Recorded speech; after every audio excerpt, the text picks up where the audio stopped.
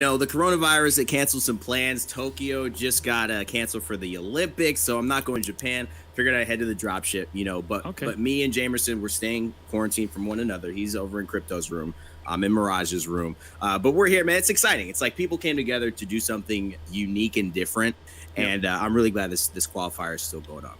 Me Yeah, too. sorry guys, I was busy doing the VO. I came back on, and then here I am. We're good. We're good. Heck yeah. But it's amazing. Rain, you and I are able to watch the end of the EU semifinals today, having our cup of coffee together from the comfort of our own home. So it's great to be able to bring this action here. And I know the entire community is pretty excited just because, we're kind of just like Jamerson said, we're going back to our normal today. We get to watch some of the best Apex players in the world play the game for now and a really big cash prize as well. Yeah, I mean, and when you look at the cash prize, one of the biggest talking points, I think, of it for me is the fact that this prize pool, it is going to be split a bit more in an egalitarian kind of sense, where it's the top 10, of course, for EU and NA that are going to be paid out this way. But I believe half this prize pool is also going towards our other regions. So the Middle East and Asia, along with Oceania. And so it's great to see that, a lot more players are going to be supported throughout this kind of event. Absolutely, especially as you guys alluded to during this time. Of course, it's a very unique time, certainly in not only esports, but I would say in terms of culture on the globe. It means a lot to have these cash prizes for these players. Let's take a look at points and scoring. If you guys have been watching since the beginning of competitive Apex, you're very familiar with this.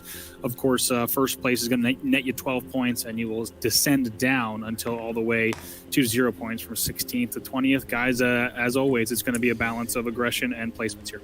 Yeah, my biggest thing about this, Rob. Yeah, my biggest thing about this, Rob, just to pick up on it, is that you see that 12, that 9, that 7, that 5, 4. But when you look at 6th and 7th, then you look 8th and 10th. These are not that big of point numbers. Teams trying to fight into this top end are really going to have to place first, second, or third to see those noticeable differences. And the rest are going to be kills they pick up along the way. So I'm going to see, two different strategies. Teams trying to be a little more aggressive, secure pretty much points of 6th and 7th, equalize with 3 kills on an early squad wipe. But I'm also going to see a lot of patient play here with these teams who know how to make it in those final circles every single time. Yeah, James, and of course, any thoughts from you? Yeah, if you're ever left, as a solo in any of these games, these placement points are going to be so important. So that's where map knowledge, knowing how to rat out in these games as a solo, is going to become very important. I mean, there were some games we were watching today during the semifinals for EU where a solo was able to rat out into top 3 or something just to eke out enough points to have them move on into our finals. And I think another great point about that, Jamerson, is you and I have been watching it happen in Online 1 and it happened again in Online 2. Oftentimes, teams that get into that final 20, there's a few point difference for them to sneak in. And they're even upsetting some big-name teams, right? So every single point is going to matter here across these 5 games. These are no longer 3-game sets. So it's a total of 5 games. It's a little bit more of a marathon. I don't think we can properly give it that naming just yet, but 5 games is enough where generally, as TSM and LG have proven, the top teams will come out on top. Also, we've been talking about some teams to watch here for both Europe and North America. And what's interesting about these teams to watch, guys, is that, once again, there's a lot of teams that are omitted that haven't made it through. But if we start with Europe, one of my teams to watch, definitely Gamers Origin. And they did well enough in their semi that they're looking probably the best they have coming into online tournament number 2. Yeah, I mean, they had strong performances in Poland, obviously, and this is a team that's only getting better and better with experience. Jamerson, I know you were going to mention some things on this, but they're one of the more veteran squads who have consistently shown they can show up when it matters.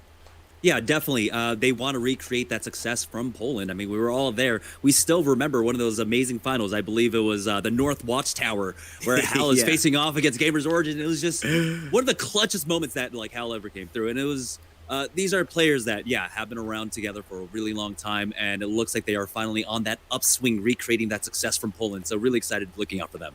Yeah, especially because from that 4th place finish to dropping as low as they did at GLL, it's been a team that's been up and down. And I think if you look, there's a lot of teams that have slowly started to correct their curve. Who else are you guys looking for in Europe? So in particular, I'm looking on the other side of the semifinals, right? We had 2 semifinals, and the number 1 was Gamers Origin in the first one, and then the second semifinals was Team Triumph, another team from, of course, Poland, the preseason invitational, but they didn't have that same kind of performance that Gamers Origins did, right? I believe that Triumph had finished 29th. They were not happy at all. And I remember talking to a few of their players, talking to Graceful after, and like all competitors, after a tough loss, they don't take it well. Yeah. And no one wants to lose, right? I don't have to state the obvious, but they have not let that stop them. They have been continuing to be on the grind. They got dropped from Triumph for a little while. They got signed right back. That's JMW and Graceful, and they were able to pick up Mady, who played under Succubus at preseason invitational. But Mady and JMW, they played together, I believe, during GLL as Wizen. They had a decent performance there. But this is a trio that I'm really looking out for because they had a huge semifinals. Yeah, Rain, what about you? Yeah, I mean, I think for me, when you look at it, there's so many teams to highlight. I'm going to look at one of the more not lesser known teams, but when you say, hey, who are you looking at in Europe? Luminosity, they obviously come into play. We're going to focus on some teams that, that may not get that same level of love initially, but have been showing good performances.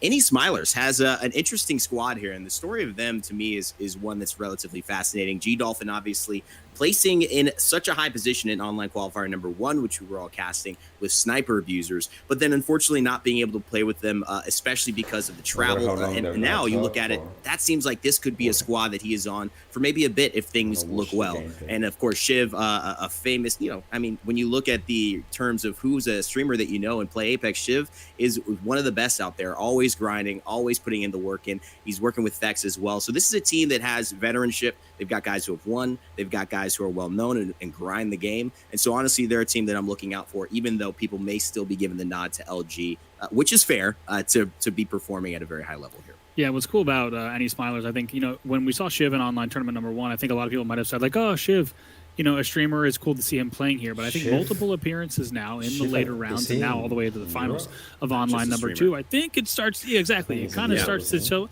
Actually, Shiv's got, Shiv has a following for a reason. Absolutely. Now to have like you said, teammates like G Dolphin. Also curious to see what G Dolphin can do in terms of aggression. And talking to Snipedown after online, actually before online number 1, he was telling me, G Dolphin kind of can be a little bit of a loose cannon. He's an aggressive player, but I think if you harness that, right? And he said the same thing about BCJ, and I think in a good way, if you will. If this team can harness that, they're definitely going to be set up well as well. After that, of course, we'll get into North America later on in today's show.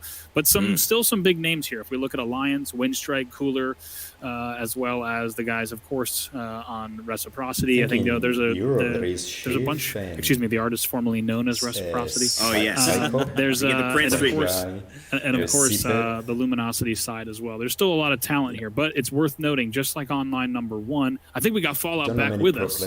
John, let us know. Yeah, boys, Apex is a three-person game, so I figured I'd let you guys jump on the dropship. Well, we actually you're that fourth. That's like we hadn't told you that we kind of had it. Exactly right. We knew who the 4th was. Sorry, man. Yeah, I guess I learned that real quick. It took me a while to load up too. I got some delays here, but I'm back. I'm here. Good pre-show, gentlemen. Without me, that was very impressive.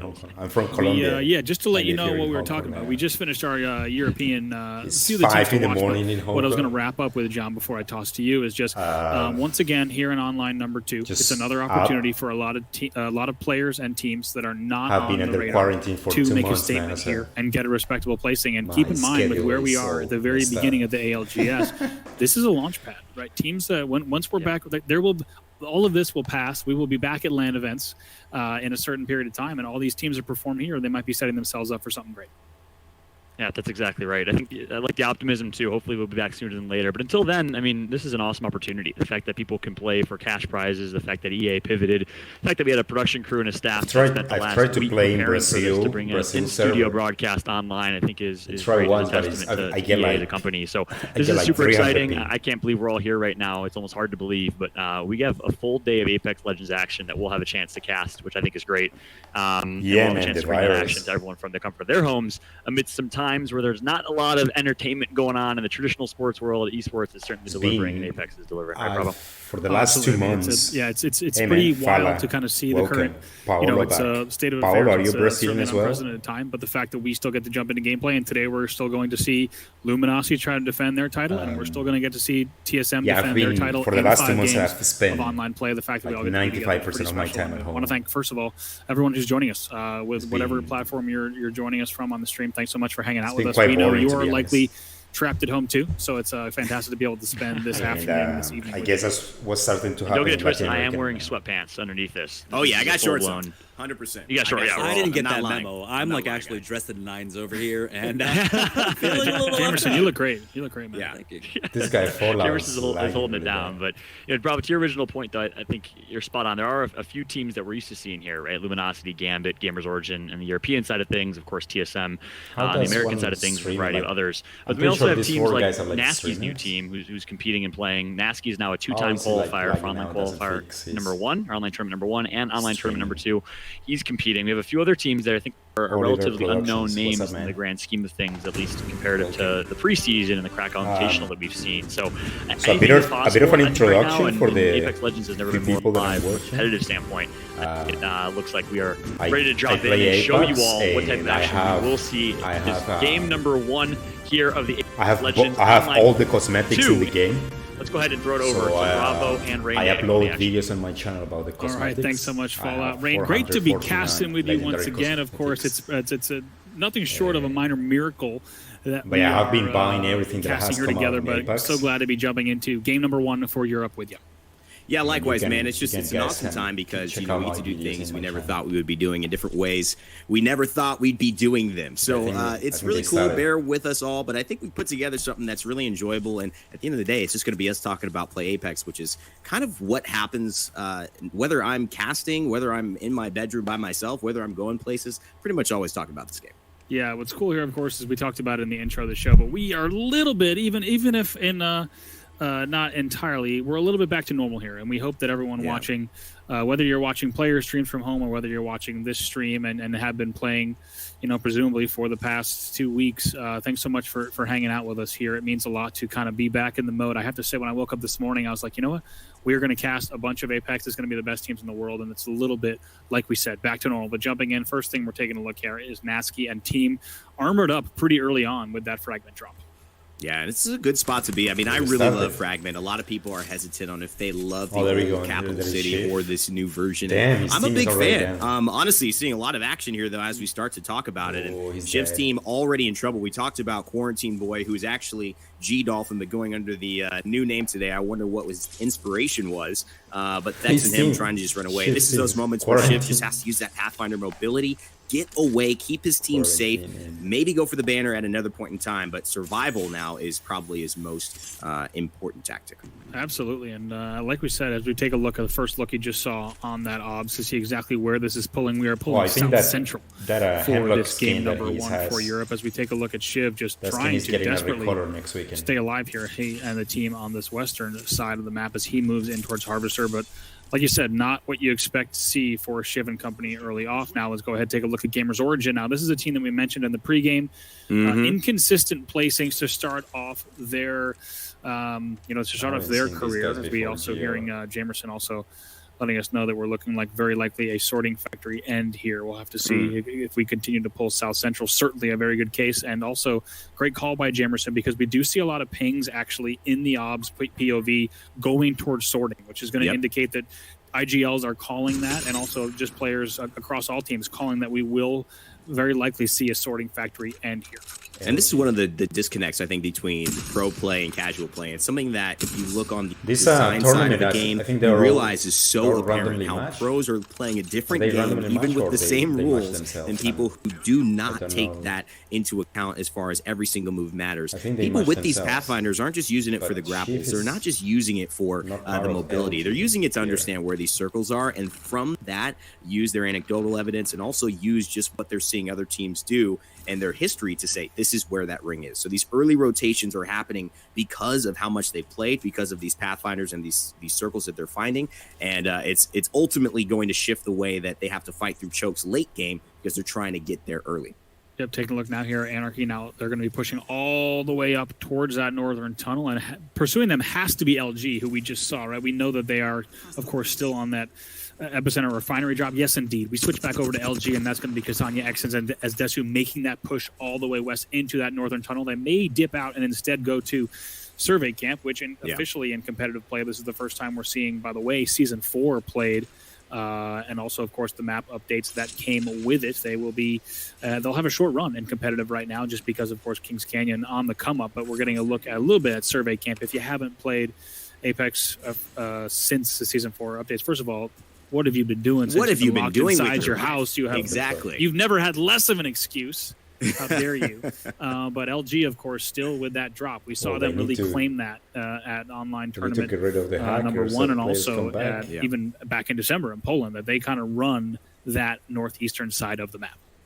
Yeah, and I think that, when you look at, there's so many different factors as far as a team like LG, and even to the decisions on how they play the game and the weapons that they're using. We saw earlier on, we had a chance to look at LG streaming some of their semifinal matches, and I mean, Kasanya running the L-Star with a 2 to 4 times hollow scope. I was extremely impressed with how accurate and how lethal it was as far as poking and then close-up trades. And it's just a great thing to show that they're always on the cusp. They're always willing to do something a little different, because as a unit, it makes them all much more balanced and I think better together. As Gamers Origin here, just kind of getting ready, sitting up in one of those lower buildings, and now off to Cooler, who are teammates on their rotation.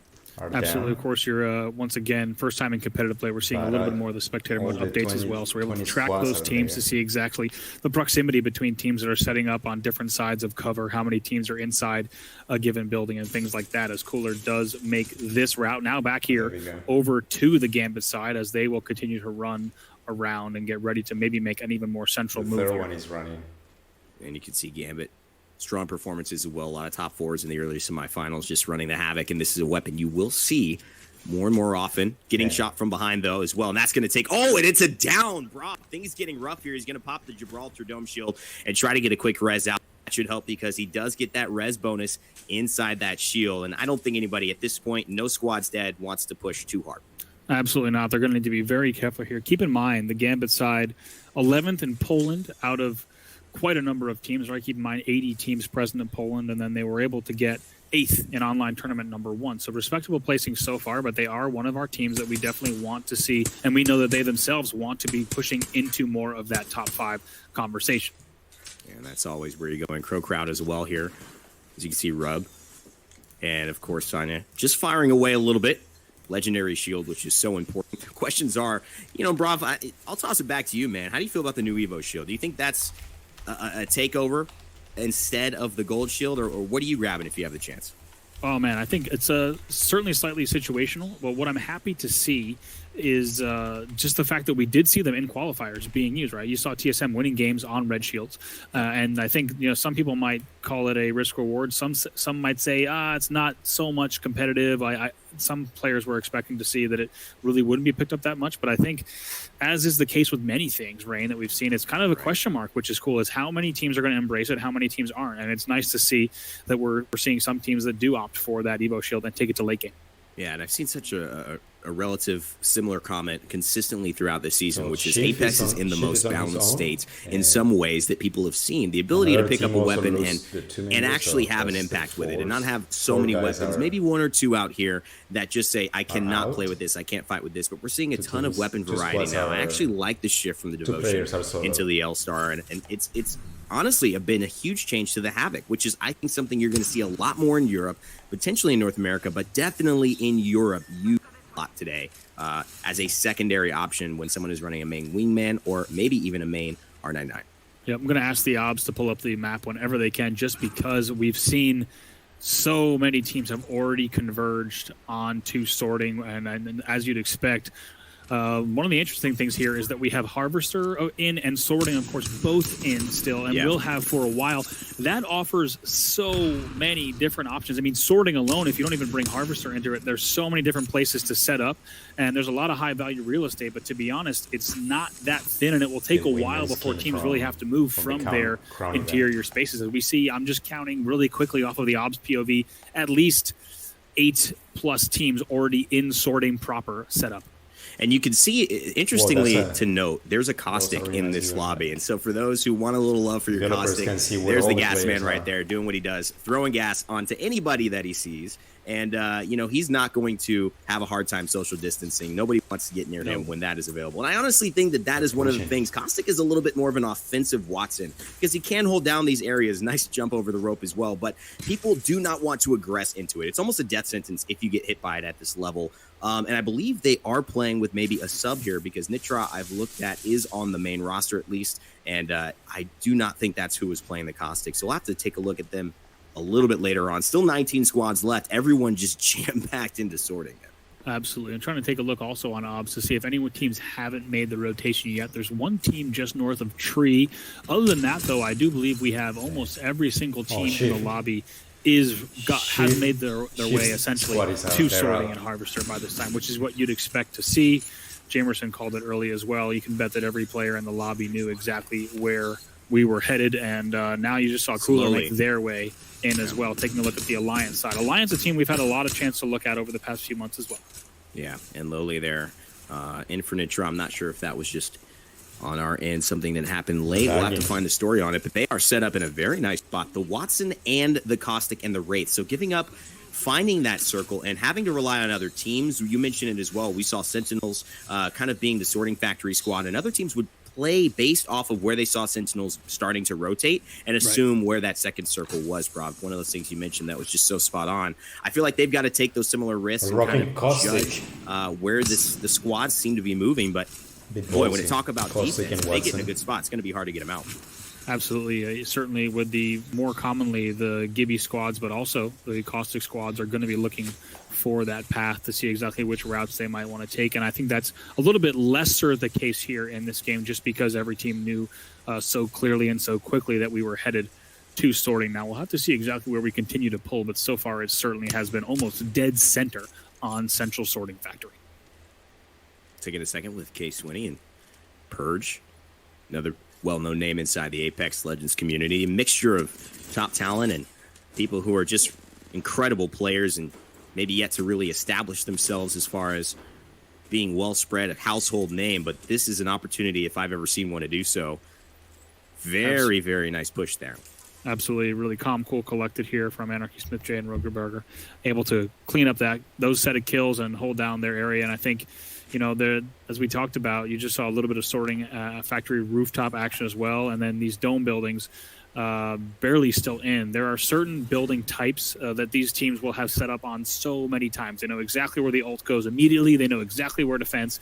And I think what we just saw was that example. When a team feels very comfortable at home in a certain piece of kind of map buildings, things like that, where they're able to play and have played there hundreds of times, that's the result they're going to get.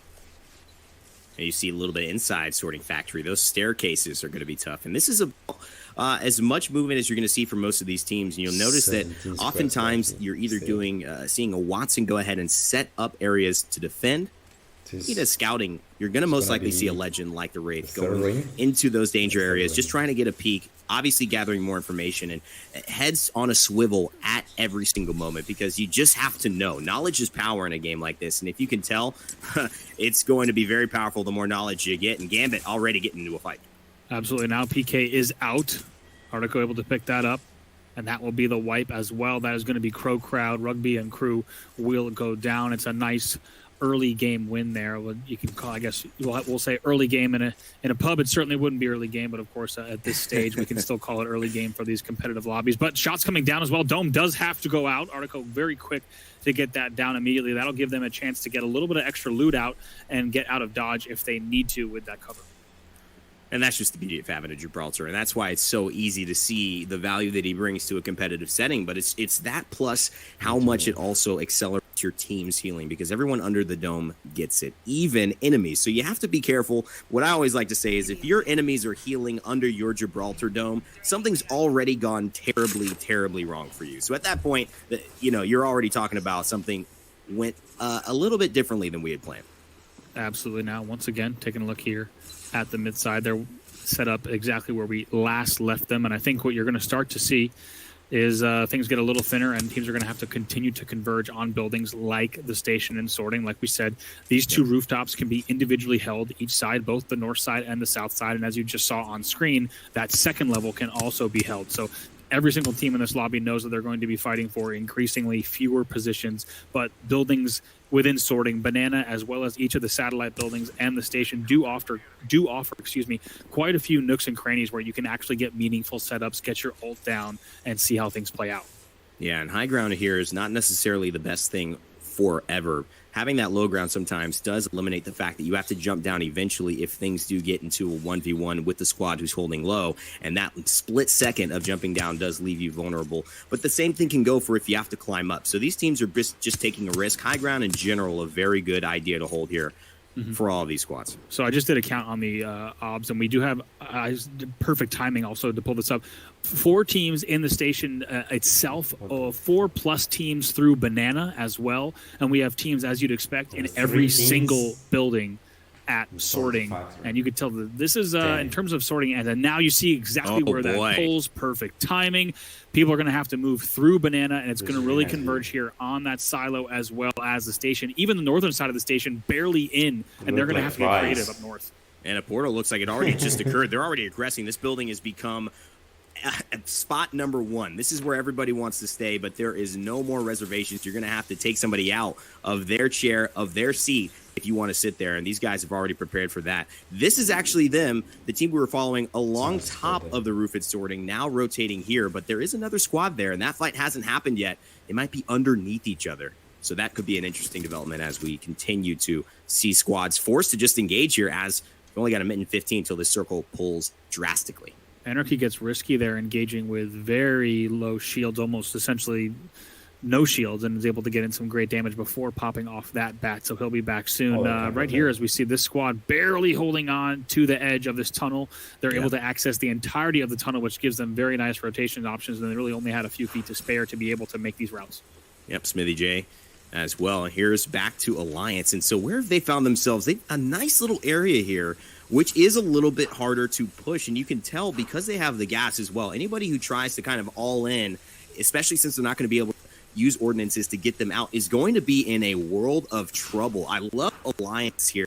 And this anti-push comp. They don't have the ability to aggress the same way as a Pathfinder might allow them to, but they certainly can hold their ground. We have to pay attention to that in these later circles. Yep, now taking a look at the side of Windstrikers, they're set up a little more central on the higher ground. Now, this is an area, both actually what we just saw, that cliffside along the chain link fence, as well as these crates, 2 areas that we saw VP setting up in all the way back in GLL in December. Now, these are pretty comfortable positions for them. They're actually going to have a lot of angles, and they're going to have a lot of options to push. They should be able to fence this off. Their ult is very safe. They really only have to worry about this southern push, and you can tell they're already finding players that are down low. Going to try to pick off a few great shots there coming in here from Hardeki.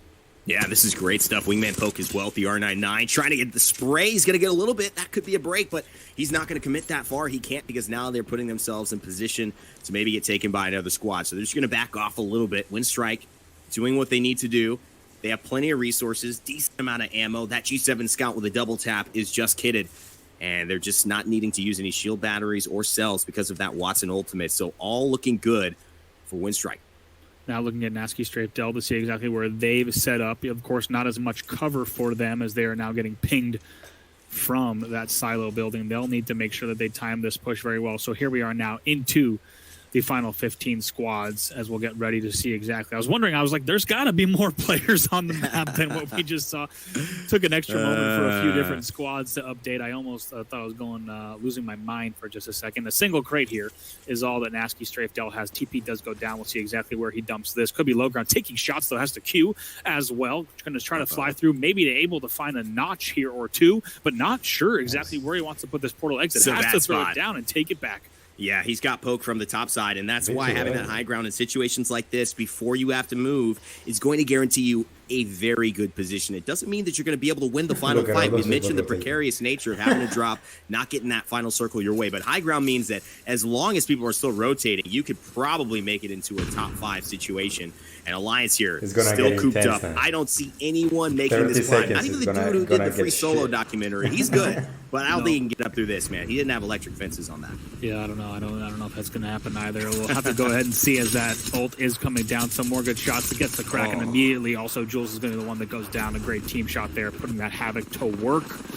And good in terms of shield and loot as well. Some more shots going down. They are going to continue to wreak havoc down low. Yeah, I see Some what you did there. excellent team shots. Hey, thanks, man. I appreciate it. It's a little thing. LG also picking up a few knocks in the feed as well. We'll keep an eye on that. That's going to be another team that does go down. But Alliance, like you said, they're going to continue holding this. For a team to come up and over that chain link is so unlikely, and they are sitting pretty for now. But take a look at the artist formerly known as Reciprocity. They are in a world of hurt as well. It's really all up to Orax.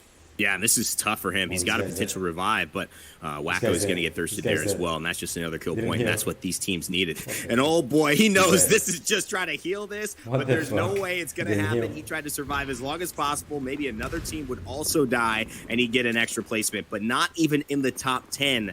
I don't believe that's even 2 points for them as far as placement. Hope they had a few kills. How much money did I lose? You look up here, though, what a high ground spot. This is still relatively vulnerable, but right now they do not have the focus. It's all about that building that unbelievably is so contested, yet still 11 squads left. Absolutely, and this is going to be one of them, Rain. As we talk about different end circles that force teams out on a single maneuver, this is going to be one of the most severe that we might see all day today in terms of right now teams having multi-level cover in an interior, and soon they will be forced way outside, as you see, and it's going to be a lot of teams dropping a once. And just as we say that, Alliance not as safe as they might have thought here, as Lowly's going to have to try to win some battles here with the PK. Shield is down as well, so not going to be too easy. He's going to have to be very careful here. Oh, and he may be able to sneak a res right there. Big PK shot as well. He's going to break shield. He's got to go for this. I don't think they have an option here. They're getting bursted down, and now he's just going to try to heal with the Gibraltar passive. Things are getting hot because this is where everyone wants to be. But the Caustic Gas, maybe just holding onto the defense, is going to be... They still don't have that Mastiff because that was in the hands of Alliance. Hackus. And so they're either going to have to see if they can go loot his body and get that, or just stay still. Caustic comes out. Yeah, blind PK shots coming in there. Great little jumping wing shot. But now taking a look here at Doctor on the NEC side with IPN and Jazz, picking up a few extras. They will get these finishes. That's going to be Purge. That's going to go down there. Now 10 squads left. But still, you're going to see more action here on this second level. We are not done yet. Shots coming around the corner. PK goes back out. Let's see if they can win this. Dome as well will give them a second to breathe. And it seems like Alliance still alive, but Case Winnie actually falling there, and that was a big one for them. They had some pretty decent position early on, but it seems like that fight, that building is just getting too contested. And now Myth trying to stay alive here, and they are in this little... But using that box to the best of their ability. It's 3 down. One's got a knockdown, and that's going to be it for the squad there, as it's Gamers Origin. Sirius still alive and well on the raid. Might be able to do it out. I believe we saw LG down in the kill feed as well. Gamers Origin finally on the receiving end of a knock. There are 4 squads remaining, and just going to try to get this bat off if he can right now, as Pyro Ice is going to try to do it. No, he will go down as well. Who's that still left? 2 squads left here, as we do see Doctor on screen with IPN. It's a Doctor and Alliance. This is it. It's just Alliance from that position as well. They've got the Caustic still alive. I think they have the Mastiff too. And oh boy, the PK is hitting harder than anything. This weapon might be in a legendary crate someday because it's that dang good, but it looks like they will not be able to hold this. I'm not sure. And it seems like, yes, they will finally fall. Alliance Vapes cleans it up, and the Mastiff gets the job done, as well as the Caustic taking game 1. There you go. Alliance taking our first game of 5 for Europe. And a pretty wild end circle. Like we said, that was one of the end circles when we take a look at competitive gameplay, guys, where really the teams are going to drop so fast. You're going to see teams going from 15 to 6 to 2 in a matter of, I think it was less than 60 seconds, if I had to say. That's going to be one of the toughest end circles that we might see today. Yeah, unbelievable stuff. And honestly, it's so great that we were following along with Alliance for so long in that game. I'm sure Jamerson and Fallout have their thoughts, but just bringing that Caustic in and playing super defensive with the Watson as well, only rotating when they needed to, ended up paying such big dividends in a game where people just were trying to defend as much as possible. Yeah, it was a crazy finish right there, Bravo. You said it perfectly. About half the lobby had a decent situation in that endgame circle. The other half, of course, in a pretty rough spot, having to rotate from cover in a good position to that endgame. But ultimately, Alliance comes out on top in game number 1. So a strong start coming through for Alliance. Jamerson, I got to throw it to you. I know you were watching closely all day long. Any thoughts from your perspective that the brain of Apex is back? Yeah, I mean, you guys were talking about half the lobby there, but honestly, it was much more than half the lobby. This was one of the slower-paced early games, even though we did see a smattering of fights here or there. But usually when we play out in these finals, that the pace of the game, it does ramp up, right? The early game, not too many kills, and then mid-game, maybe down to like 15 players are dead.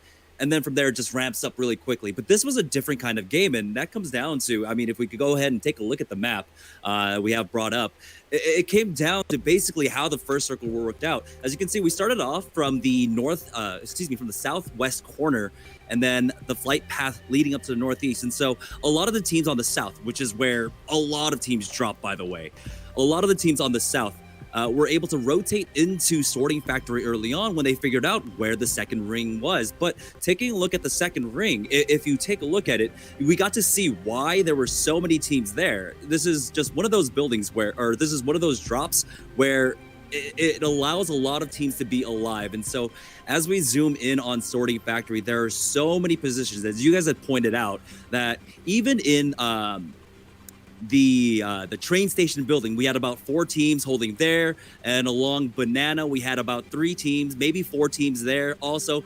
But this is one of those kind of areas on the map where it allows a lot of teams to try and rat and try and slow play this. That's why by the time that we got to the third, fourth ring, we still had about 40 players alive. Fourth ring, we still had about 40 players alive. Fourth ring, we still had about 40 players alive. And by the time we got to the 6th ring, we had Smokestack, where eventually it became an all-out brawl, and that just came down to who had the best position. You guys were talking about it. There were positions over by Crates, which is where you do is a strong position.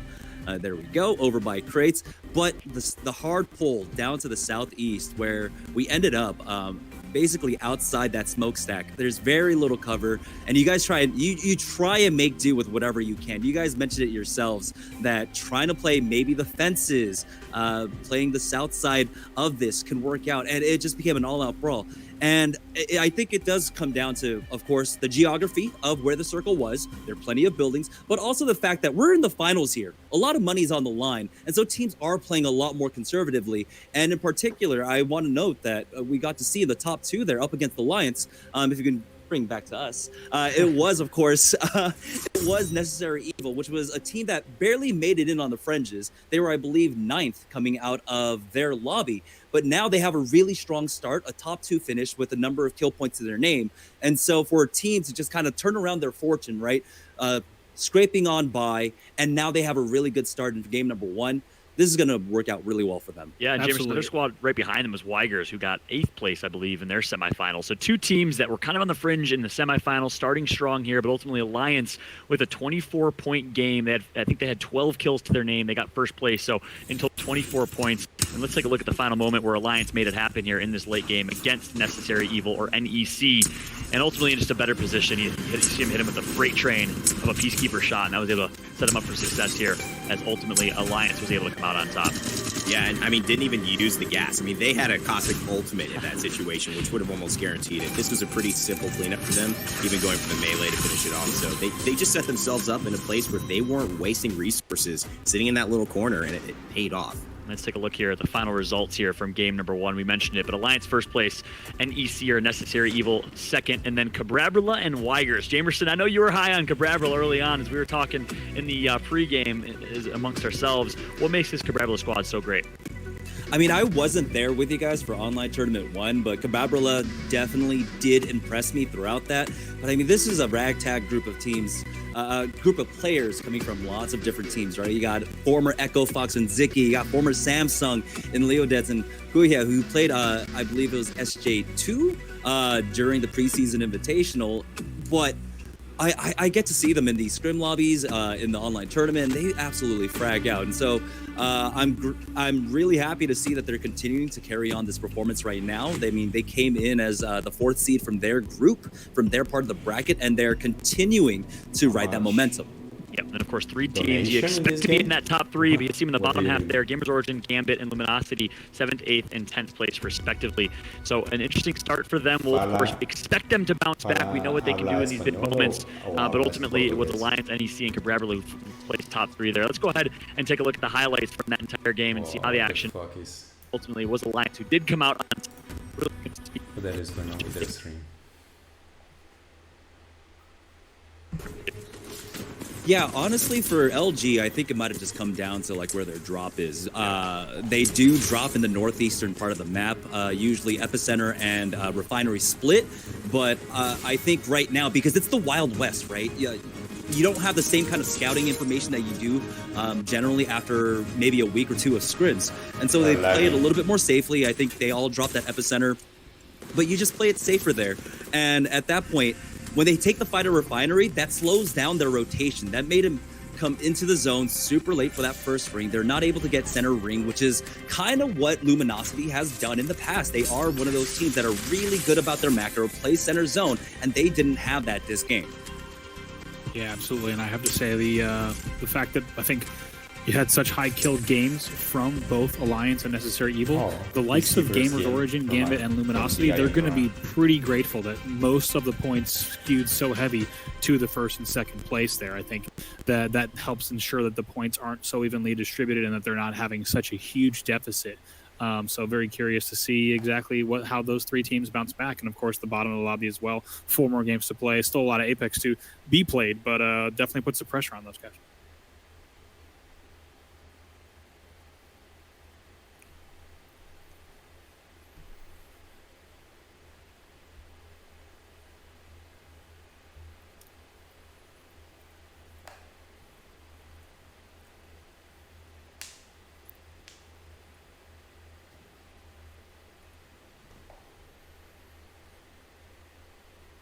Moment of silence. To me, I think the biggest thing, and for viewers at home to take note of, is the flexibility of compositions that can get the job done. And it's not necessarily about having to have a Pathfinder Wraith Watson, which is what we've typically seen have success over the course of all of Apex Legends esports. The game is in a great state to the point where if you pick a composition and you play that comp in its scenario where it's meant to succeed, which I believe Alliance did extremely well, then you can have success in these tournaments. So not saying that's going to happen every game. If they had to be more aggressive, that might not have been possible, but I love that we saw a Caustic get a win in game number 1. That just was not what I expected. I think it has to mark the first ever official it might be games and Apex tournament Caustic win, right? In terms of broadcast, certainly that we've been $21,500. Yeah, I mean, speaking of Caustic, we got to see Team Purge for a while also that had K Swinney on it, and when K Swinney was on Warthogs, they were one of the few Caustic teams in EU, and EU more than NA did try their hand at Caustic. There were maybe 3 or 4 teams throughout scrims and practices that really tried it out, but I'm really glad that we got to see one, and especially one actually end up getting a win. Yeah, it was unusual. So I don't know when we'll see it again, which is why I'm talking about it, because it's not every game that ends up happening.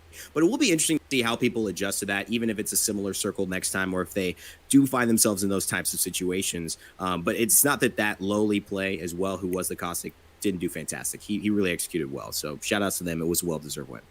Yeah, I mean, Caustic is just one of those players, or one of those legends that if you can get to the late game, he is absolutely dominant, right? Right. And when you don't have any other Caustics in the lobby, that just means you're the only one putting out gas. Your team's the only one that's not taking any damage from that. You don't have to worry about another enemy Caustic that can just walk through freely. And so he just gets free real estate with that pick. And one of the things, just to go back on this, because I think it's interesting, one of the biggest reasons people don't play Caustic at a high level is because of the disability it provides to your teammates, because they can't see through the gas, and they do get a little I think hampered by it. But these guys playing with it so well, it didn't seem like it affected them whatsoever. It was just a straight bonus. And so that's a good sign of teamwork. That's a good sign of comms, that he's not gassing in the wrong place at the wrong time. So I mean, Alliance is a team I'm now looking out for quite heavily. Yeah, definitely. I think not only comp-wise, but in terms of kills they put on the board to lead the game, also to lead the game in kills. Huge. Yeah, really huge, and it's a great start for them, especially if we look at kind of everywhere that they've placed so far, right? The Alliance guys, I think, once again, to be 39th in the first online tournament, but also have that kind of 5th GLL under their belt, but also a very low 54th at the preseason invitational. It's another team that has been kind of up and down in terms of ebb and flow to see exactly where they're going to net out, and this is an opportunity for them to also kind of prove themselves as a more consistent team. Yeah, again, a lot of teams, a lot of players from EU, they don't feel like, they were able to get the proper shine that they did in the last few tournaments. And every single tournament now and subsequent ones are going to be stories of redemption for a lot of them, where right now there are so many people just scrambling. There's so many people just scrambling to try and get any kind of proper performance and showing to really turn the eyes of sponsors and organizations that the competition is tough, especially in EU. Yeah. And that's where it should be. I mean, that's how it should be, especially in a game like this. Everybody's staying competitive, and that's what you love to see. All right. Absolutely. I think we're getting ready to get into this thing, Jamerson. Yeah, super excited for game number 2 here. And All right, honestly, you got to coming. imagine, those teams that did well, Alliance and Necessary Evil, going into game number 2, having a 20-point game, both of them, after the first game, that is a huge burden just put off of your shoulders. Yep. And absolutely, I think they know that they have a little bit more breathing room compared to other teams. They do not need to play perfect Apex for these next 4. They definitely have a tiny bit of buffer, a little bit of cushion, but in a 5-game set, they're also going to know that they're going to have to be ready to put up a few more consistent performances. There's a lot more time to go here as we jump into game number 2. Myself and Jamerson are going to be calling the action here in this game for you as we go from west to east with this drop, and Sorting Factory is hot. The only one that I one's know super here is important, the Shift fact that it is FPS, going so west to let's see east, and if so he that does is going to well. mean, of course, teams Shift that drop at FPS was the Skyhook, first Drill squad Site, to be Lava Fisher, eliminated Mirage because Voyage, and Thermal let's see if Station he's- if are his generally going to team have the priority does on well now. rotations. It's just a matter of whether or not there's going to be a beacon there, but we've already got a fight coming out over here at Mirage Voyage. Felix. Look at Hey, this. man. That's going to actually be G Dolphin that goes down first to the hands of Triumph. From That's going to be a Germany, second player. nice. Shiv goes down, and this is looking I've difficult got a for them. lot And of- Thex as a well. lot That of will be an German friends. immediate wipe there at Mirage Voyage, and that is a tough situation for any Smilers, a team we talked about in the pregame. They did qualify 10th in their semifinal. They will go down immediately. No smilers in chat, especially if you're a fan of any smilers at that point. But this is what I was talking about, that, these initial games where you're feeling out the lobby and trying to figure out exactly what's going on and where everyone's landing. The only one I And know then is Shift you don't have FPS. that same kind of lead up coming into this grand final where you don't exactly know where everyone's dropping. You haven't been able This to guy's establish what your drop is. A lot of the practices is basically bullying other teams off your drop so that when we get into the grand finals, you don't go into these 50-50 battles. And absolutely, it's a great point you make, Jamerson. And I think even what we also see in scrims is because every single scrim lobby, right, is not full of pro teams. You start to see a little bit of teams. For example, we know TSM has been griefed on their drop for months, and we've heard them complain about it in scrims. And now, because these online lobbies have a much higher percentage of lesser-known teams, you're absolutely right. It's even more Wild West that you wouldn't see in LAN play. So you really do get that early action that teams might not be expecting and viewers might not be expecting either. Yeah, and it does look like the ring is going to be pulling to the southwest side. So we're going to be looking for a lot of teams to start rotating over to the thermal station, try to take those buildings in the back of our left. Yep. But, I just saw a Pathfinder beacon that pulls it a little bit closer to Harvester. So it's basically in the center of the current ring right now. Excellent. I I was love going to this ask if you view. caught a beacon because I had The way not they seen can one see just all- yet, and my where all guess the was right players along are. the lines of yours that we might have seen something that was a little bit closer to thermal, but great intel there to see that we're going a little bit more central on the map instead. As we now take a look here at the guys on Gambit to see exactly Oh, where there's they're one team. going to go. Of course, teams are There's going to one have a team lot now. more time in terms of getting out. I think every team knew that they had to get to sorting very quickly last game, and instead we're going to see a slightly slower rotations here as teams slowly make their way central. Yeah, there are a lot of positions that you can try and hold.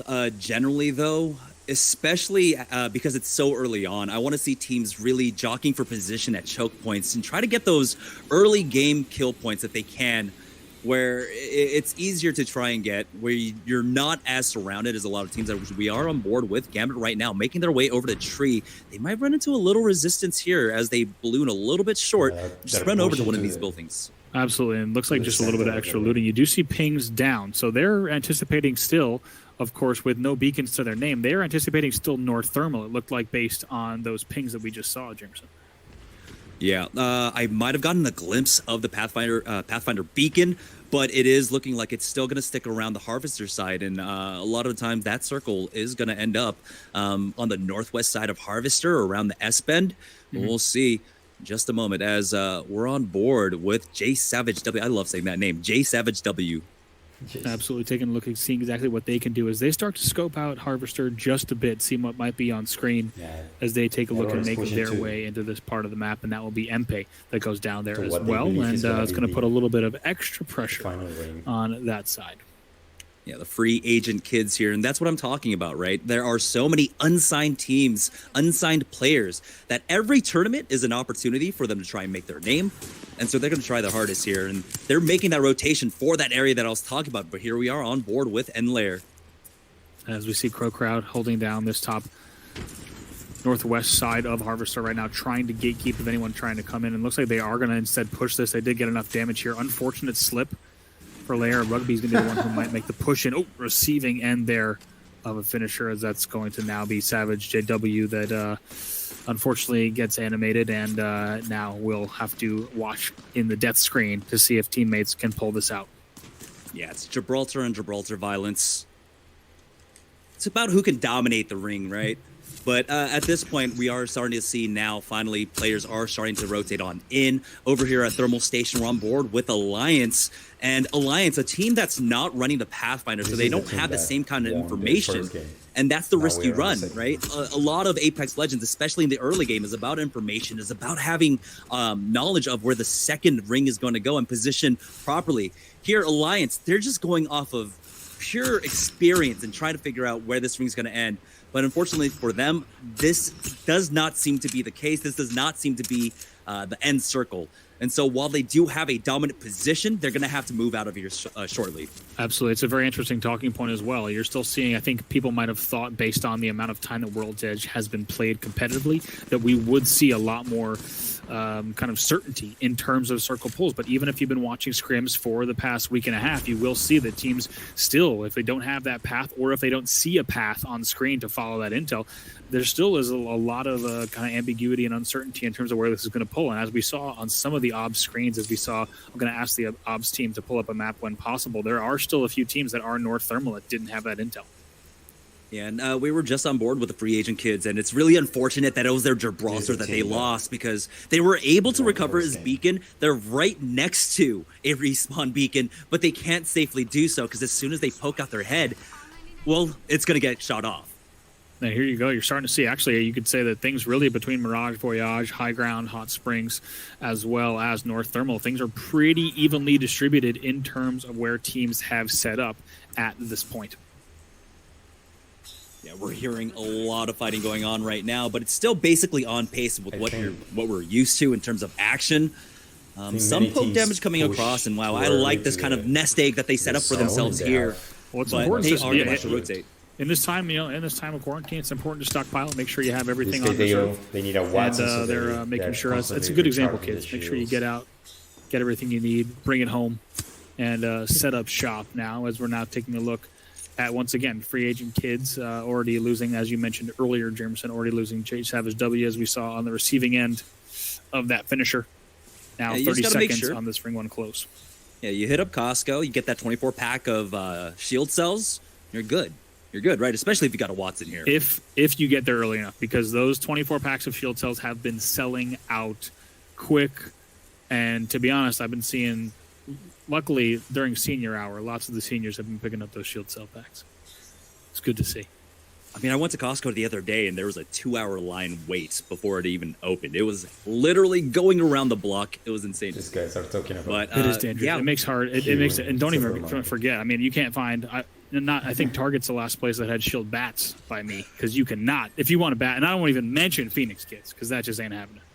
All right, we're on board with LG here, and surprising to see them take this position over at Sorting Factory, but they're another team that's not running Pathfinder. They don't have that beacon information. They've got the Gibraltar. And so this is a kind of team composition where you usually play edge and you rotate in with the zone. You play it slowly and you just try to make it to the late game. As you can see, there's so much concentration of teams and players around the center of the map that playing the edge right now is kind of the meta, where you don't run into the same kind of level of hostility, and you can survive that way. Pretty great little Q and zip up there coming in from the Wraith here on the FA side, able to barely and narrowly stay alive, timing that perfectly to get away. as we saw some good shots there. But you have to, as you mentioned, Jamerson, you certainly a lot to be said as we're going to go through the port here is Julian, if he can go up as well to join the Wraith up top, he's able to get away as well. But it's a great point you mentioned because that really lends itself to LG's play style. You hear players like Hal and Retzi talking about how, there's a reason a lot of these top NA teams choose Path because they like to play position instead of having to play tougher rotations. LG's a team that's not really worried about having to play those tougher rotations with a Gibby. We've seen them time and time again be able to do it, and that's why they're continuing to do it here. Yeah, they made those rotations and they made those macro plays without a Gibraltar before. Now it just makes it easier, especially in the late game. But on board with Cooler, Sign's already been knocked down. Jules is going to have to go ahead and throw out that ult. Let's see now. Good shots there coming out of that R9, and also Ark's going to go out as well. Has to switch to that L-Star. Probably not the first choice in this scenario. Getting pushed by 3 players will go down, and that will be the end there for that side of Cooler. As we go back here now, Gambit able to be the victors there as they will set back up inside and do a whole lot of healing, but picks up a nice set of kills. 2 here for Gambit, and you can bet a few for Artico as well as Lagoria as well. Yeah, usually it's the team that first drops the Gibraltar shield is probably the one that's going to lose the battle. The Gibraltar shield is a reactive tactical ability, right? Usually means something went wrong. Either I took a lot of damage or someone got knocked. And we saw there, someone got knocked, he threw out the shield, and instantly Gambit knew that they smelled blood in the water, and they went for the hunt, and they were able to come up on 3 points. Absolutely. Now, as we see here, Zeke just doing a little bit of scouting through that glass, trying to see what's going on. That's going to be the Cabrabula side, but back over to Myth here. They're still at the thermal station, which is continuing to become a more difficult call-out to actually name. Yeah, at this point, we do know where the second circle is, where it's going to close, but it looks like it's going to continue to maybe favor the Harvester a little bit more. And so, like I said, Alliance playing on top of the thermal drill, probably not the best. They are going to have to rotate out. And the teams that have been positioning over at Harvester might be in for a treat. There are still about 4 or 5 teams over there, but I also like this position here where they're just kind of holding the middle and not really committing to either.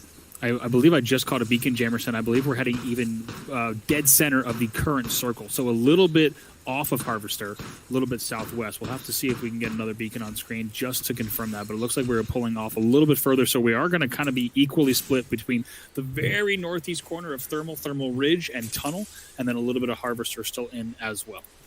Yeah, the zone's about to finish closing, and we'll get an idea of where the next ring pulls. And it continues to pull center here, but that thermal tower, it is no longer in position, and this is where I do worry for Alliance. I don't know how many teams are around them to really contest them. Looking at the minimap, it doesn't look like actually that many, so they might get a free rotation in and stay safe and start playing edge there, even with that caustic. Absolutely. Taking a look at teams that have made the Eastern push for those thermal teams is going to be a little bit easier, but like you said, Alliance and teams have to be worried about who is further below them in terms of their exit out, because they're going to have to either take portals or zips to get off of that center structure to get a little more central on terms of that high ground that is north of thermal. So that's going to be a tricky route, and it's really going to come down to which teams take that route when. Yeah, so I'm really looking towards Myth right here. Myth are the only ones that are really in position to try and punish Alliance, but it doesn't look like they're actually keeping an eye out for them. There we go. There's a ping over there to say that there's a team just to the west of them. We might just get a fight very shortly. Taking a look at the former Reciprocity EU squad as well, still, of course, rocking those rec tags in-game as their departure from that organization is so fresh just off of this week. Now Charge Rifle 301 for Wacko here, and they have this upper side of the train station here at Thermal Station proper. But like you said, these angles that these teams have facing west into Central Thermal, that's going to be a really big dictator in terms of who gets out of Thermal and how easily they're able to do it. Yeah, which is why I said that a lot of teams have opted to try and control chokes instead of going for like center zone. Because a lot of the times chokes are already power positions. As you can see, there are 2 teams fighting over the ridge just to the north of this train station right now, which are 2 very important choke points, especially the one on the northeast side. It's already Watsoned up. You don't need to be in a building to hold a position with Watson. She just controls a large zone because of, well, the range of her perimeter security. You can basically control a good portion of the map, like a square kilometer or something, with her perimeter security up. Absolutely. As you said, along that chain link once again is going to be a pretty great spot to hold, especially as that thermal ridge kind of loops into two different chokes, both of them going into high ground and hot springs. Those chokes will be very important to watch later on in this game, as we still have 17 squads remaining. Good shots here. One wing does land from Dell, Nasky, and Strafe, also trying to make the push, though they will need to get some heals off. Once again, taking a look at the Myth side. Yeah, it looks like it's Myth poking away at them right now, and Myth is in a really strong position. They've got 2 purple shields and a gold on to that Wraith. Their economy looks good. They're not really wasting much as we go on board with EXE. Taking a look here, Galatorix in the tough spot. Only one player with any shields remaining, and that's going to be Koze, who's able to pick up that one. That's going to be FA that was actually on the receiving end of that. And now trying to stay alive. He will go down as well. Does he have one teammate left? Let's take a look at the kill feed. I believe that will be all 3 down there as we take a look back to Myth. That's going to be 14 squads remaining.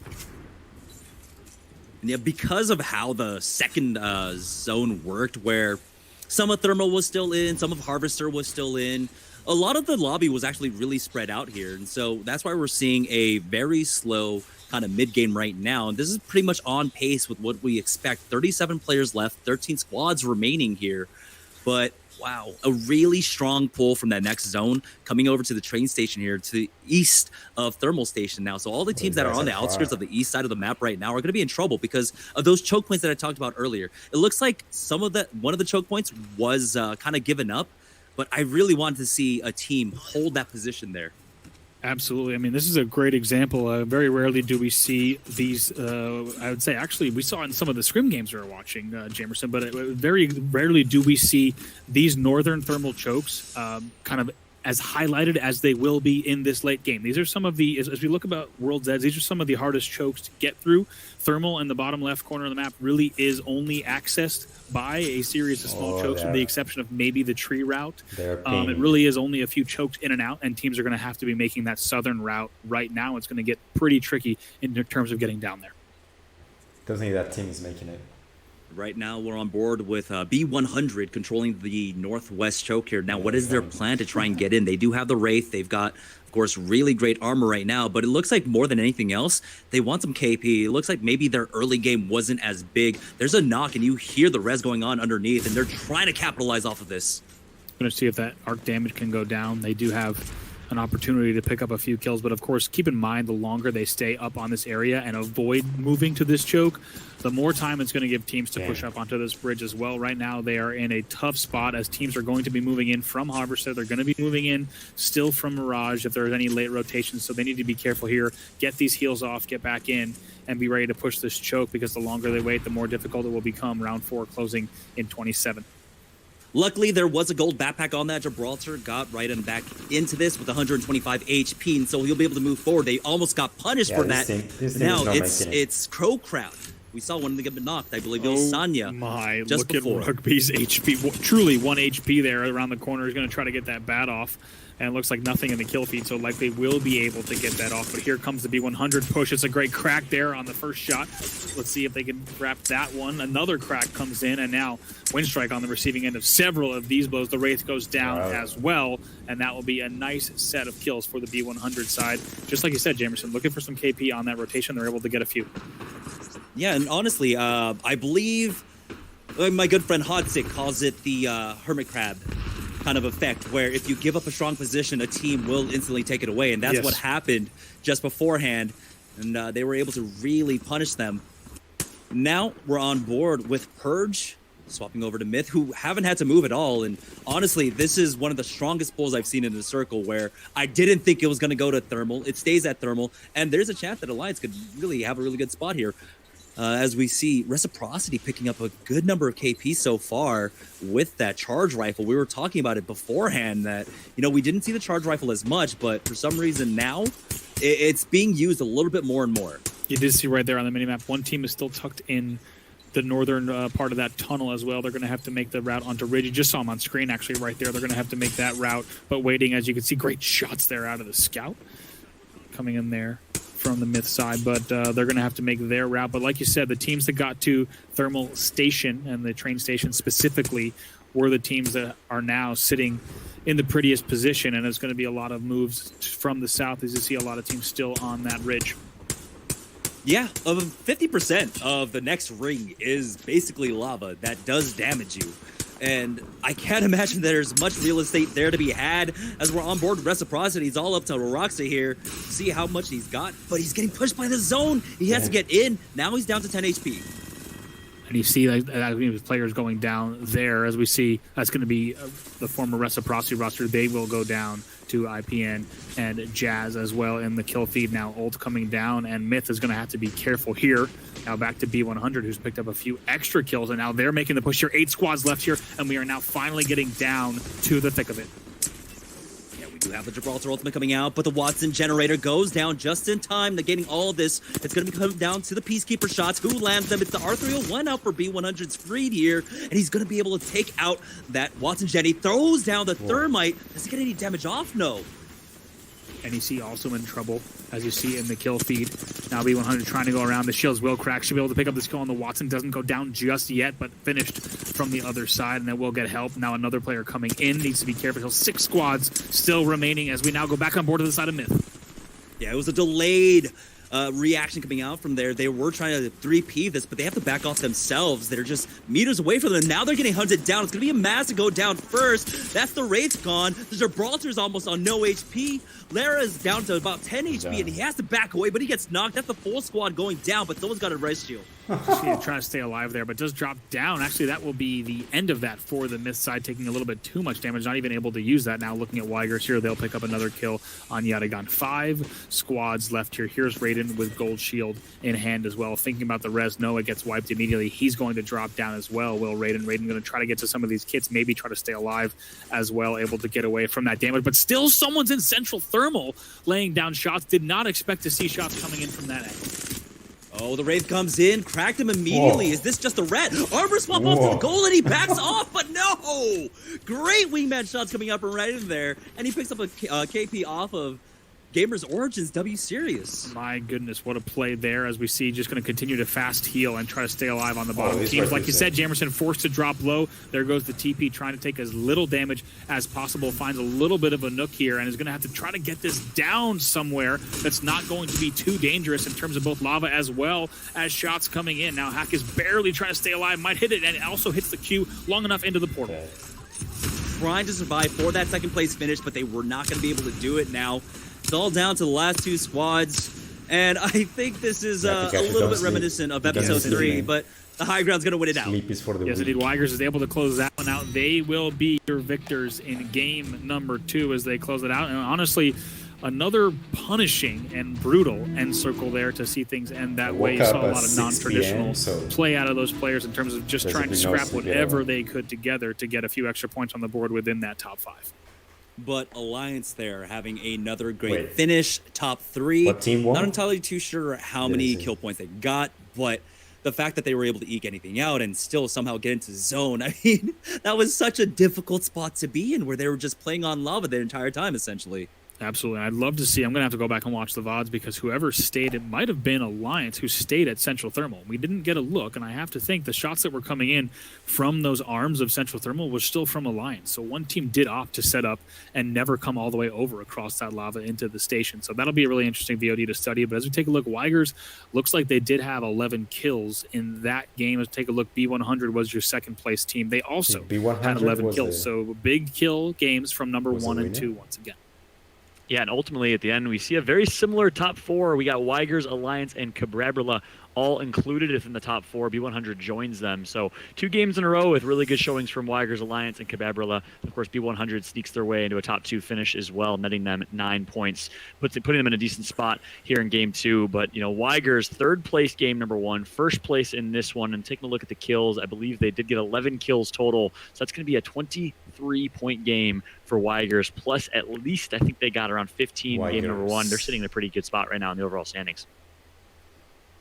Yeah, and you know what, when looking at that game, coming back into it, it was just an amazing dynamic of seeing all those teams do the absolute best they could given some of the horrible situations they were in. I mean, they had to choose between lava or getting shot by 3 wingmans on the high ground or trying to make a portal on the side of a rock, which everyone's like, this shouldn't work. It didn't work, but they were trying. And honestly, even from the drop down from Gamers Origin, and that was, I believe, Sirius, bro, if you're trying to figure out who that was, came down, armor swapped, Raiden tags him up with the wingman. They get a kill. Those trades are really exciting. You got those little points that might make a difference towards the end of this European finals. But I was really, really impressed with everybody taking that situation and doing their absolute best with it. It was some top tier stuff, even though a lot of those teams just didn't have a good position.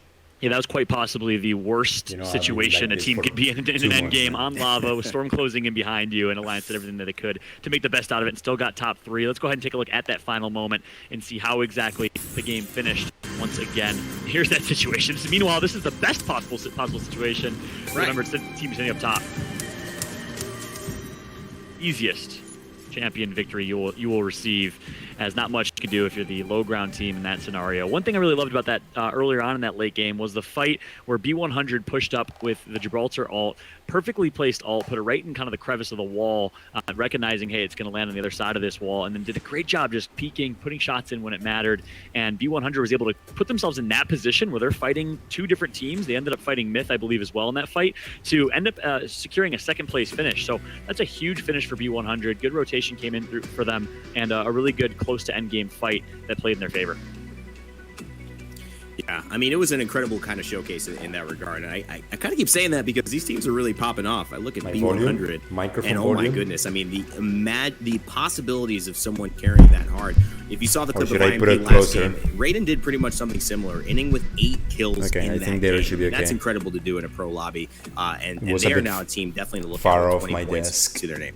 Yeah, that's just in game number 2. We don't know where they stood in game number 1. They, of course, got 10th place in their semifinal. But again, a key story here. Weigers, B100, and a few others that are bouncing back here very, very well in the overall standings. And take a look at the overall standings. Speaking of which, Alliance in first place right now with 35 points. But right behind them and knocking on their door is Weigers with 33. Necessary Evil right behind them with 24 points. And, of course, B100, actually, they got 0 points in game number 1. A huge game 2 puts them at 20. Myth right behind them in number 5. So really close top 5. Meanwhile, on that fringe, we see teams like EXE, Triumph, Easy Clap, Reciprocity knocking on the door of a top 10 finish. A team I'm looking out for to see if they can go big here in games 3 through 5.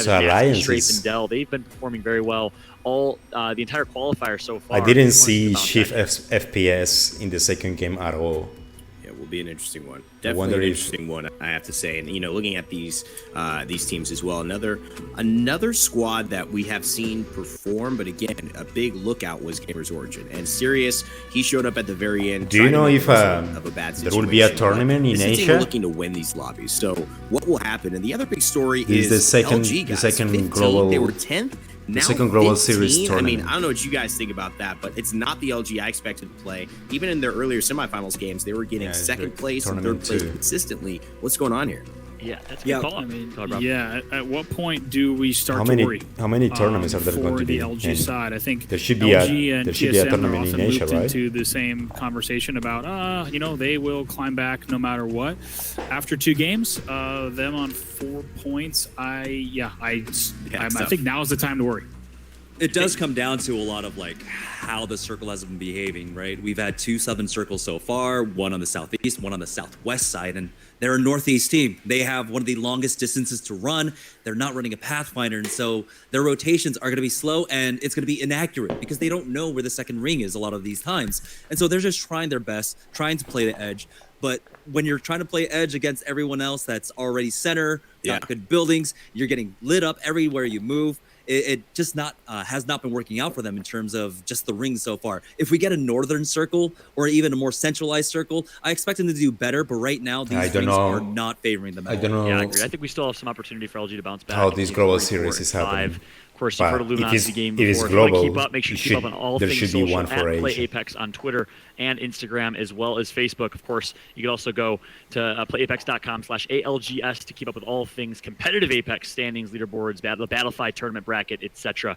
It's been an interesting start to our grand finals here in EU with a few teams that we maybe didn't expect to be placing in that top 3 as consistently as they are. Weiger's B100 performing incredibly well so far. Meanwhile, teams like Gamers Origin in 6th, 7th place still knocking on that door, but Luminosity and a few others that we're looking to see if they can bounce back here in games 3, 4, and 5.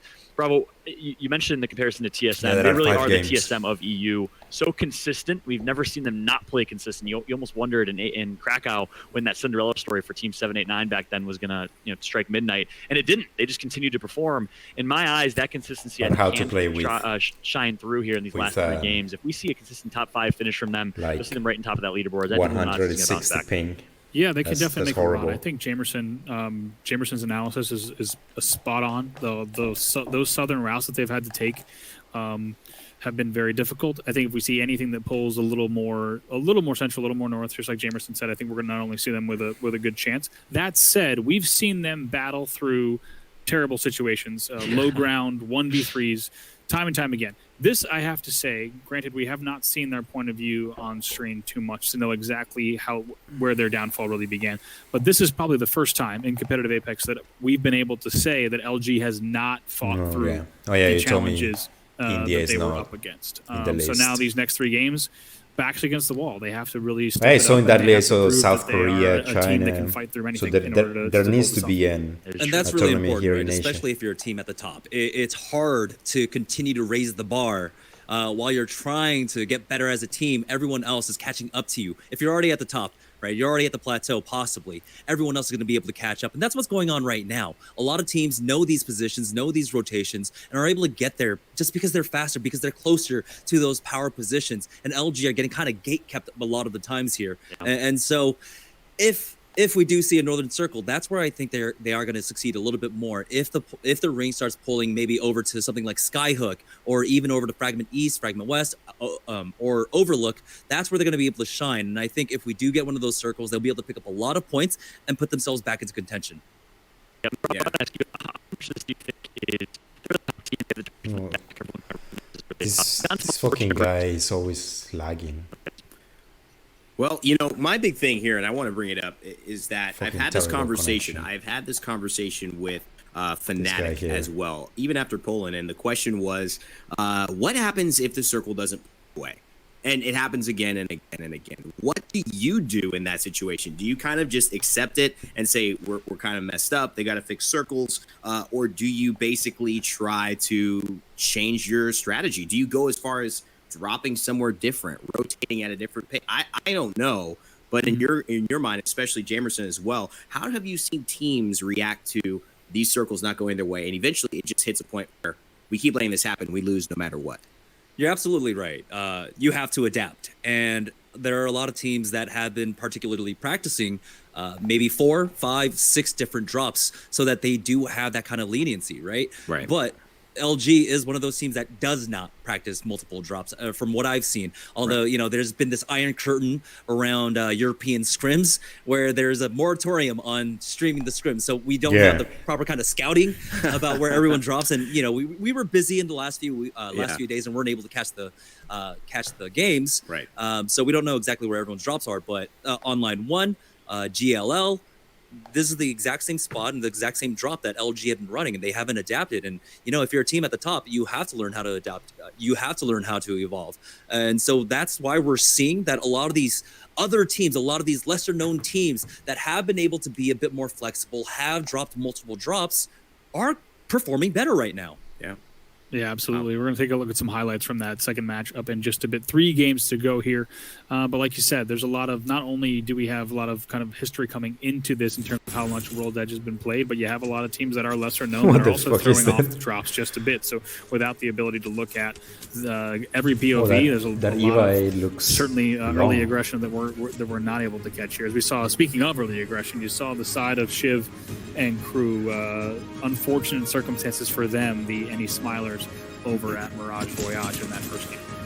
And one of the Bro, go ahead. Go ahead. Shift I was just gonna FPS say has that one of been the the things that is so first to be difficult is if eliminated you in have both or games. trying to get momentum back, you take an early down. It's about 30 minutes you have to wait before you get to play again. And even for fun, I've competed in some of these tournaments back in the Really day. unlucky. It is mentally draining to not have momentum, try to get it, and then sit for another 40 minutes. So we're hoping they can actually push forward a little bit in this next round. And here's the thing, right?